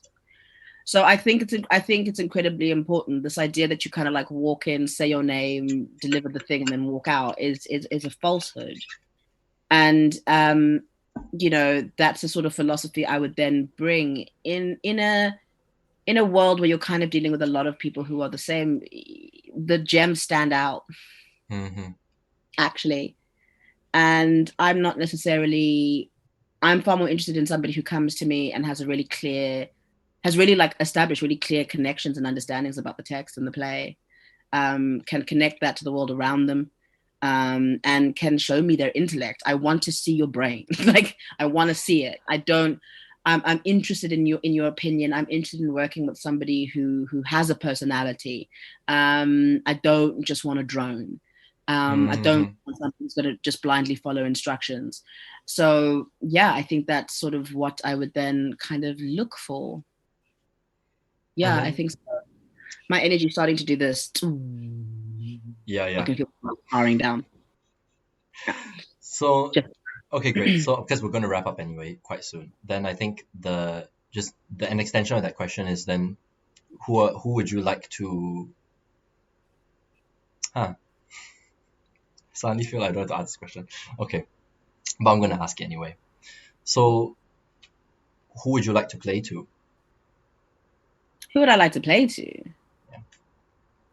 Yeah. As in my imagined audience? Yeah. Everyone. Yeah. Everybody. Yeah. That's why I didn't want to ask this question, because it's I think no one will refute that answer, but I think therein lies the crux of the issue, is that the definition of everyone. Yeah. The thing is, the definition of everyone is very different. And what does frustrate me about the industry is the lack of access to theatres. £35 for a show. Not everyone can afford that. That's not everyone. If you know what I mean, if you're thinking that you're working as a commercial actor and you're reaching everyone, that's not necessarily the case. Maybe a little bit more in film and television, but even then, people need to be able to afford the TV. People then need to be able to afford the TV license and the subscription. Like, you're not necessarily reaching everyone. So that state, as lovely and as lofty as that response is, it's also subject to the trappings of societal, restriction. And I would love to see more theatres full of younger audience members. I would love to see more theatres full of people from varying backgrounds. I want to see more tickets going out for free, mate. Like, I'm saying to like what rich old white people, because it's boring, and also because, like, because for me, like, the theater is a political act, and it's I'm trying to do something in response to something, and I always take the choices that I make around the kind of work that I want to do quite seriously. And I find that if I'm constantly playing to the bourgeois, what is the point? Because I love the Convert, and it was a great show. We had great audiences, and Kwame did as much as he could do about that. But I want more people from Zimbabwe to see that show. I want more people like, the African community in France to see that show, just to remember that we can all chimaranga again. Like, we don't have to put up with bullshit, right? Because that's what that show is. Essentially, the story is saying, rise against your oppressor. That's what it's saying. Saying, rise against your oppressor, see your oppressor for who it is, and rise against it. And the person that I want to give that message to the most is the oppressed. That's who I want that's who I want to give that message to more than anybody else. Not Mark and Edith on a Wednesday evening night out at the theatre. Yeah.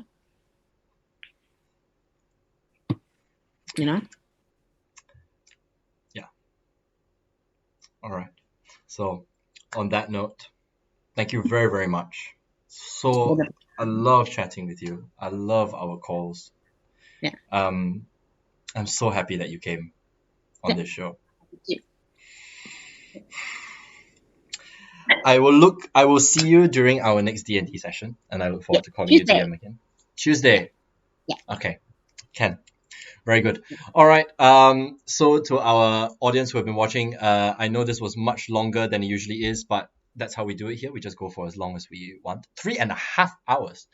Wow. Okay. So thank you so much for spending time with us. All of this will be up and available for download on wherever you can find it. It's going to be on the website.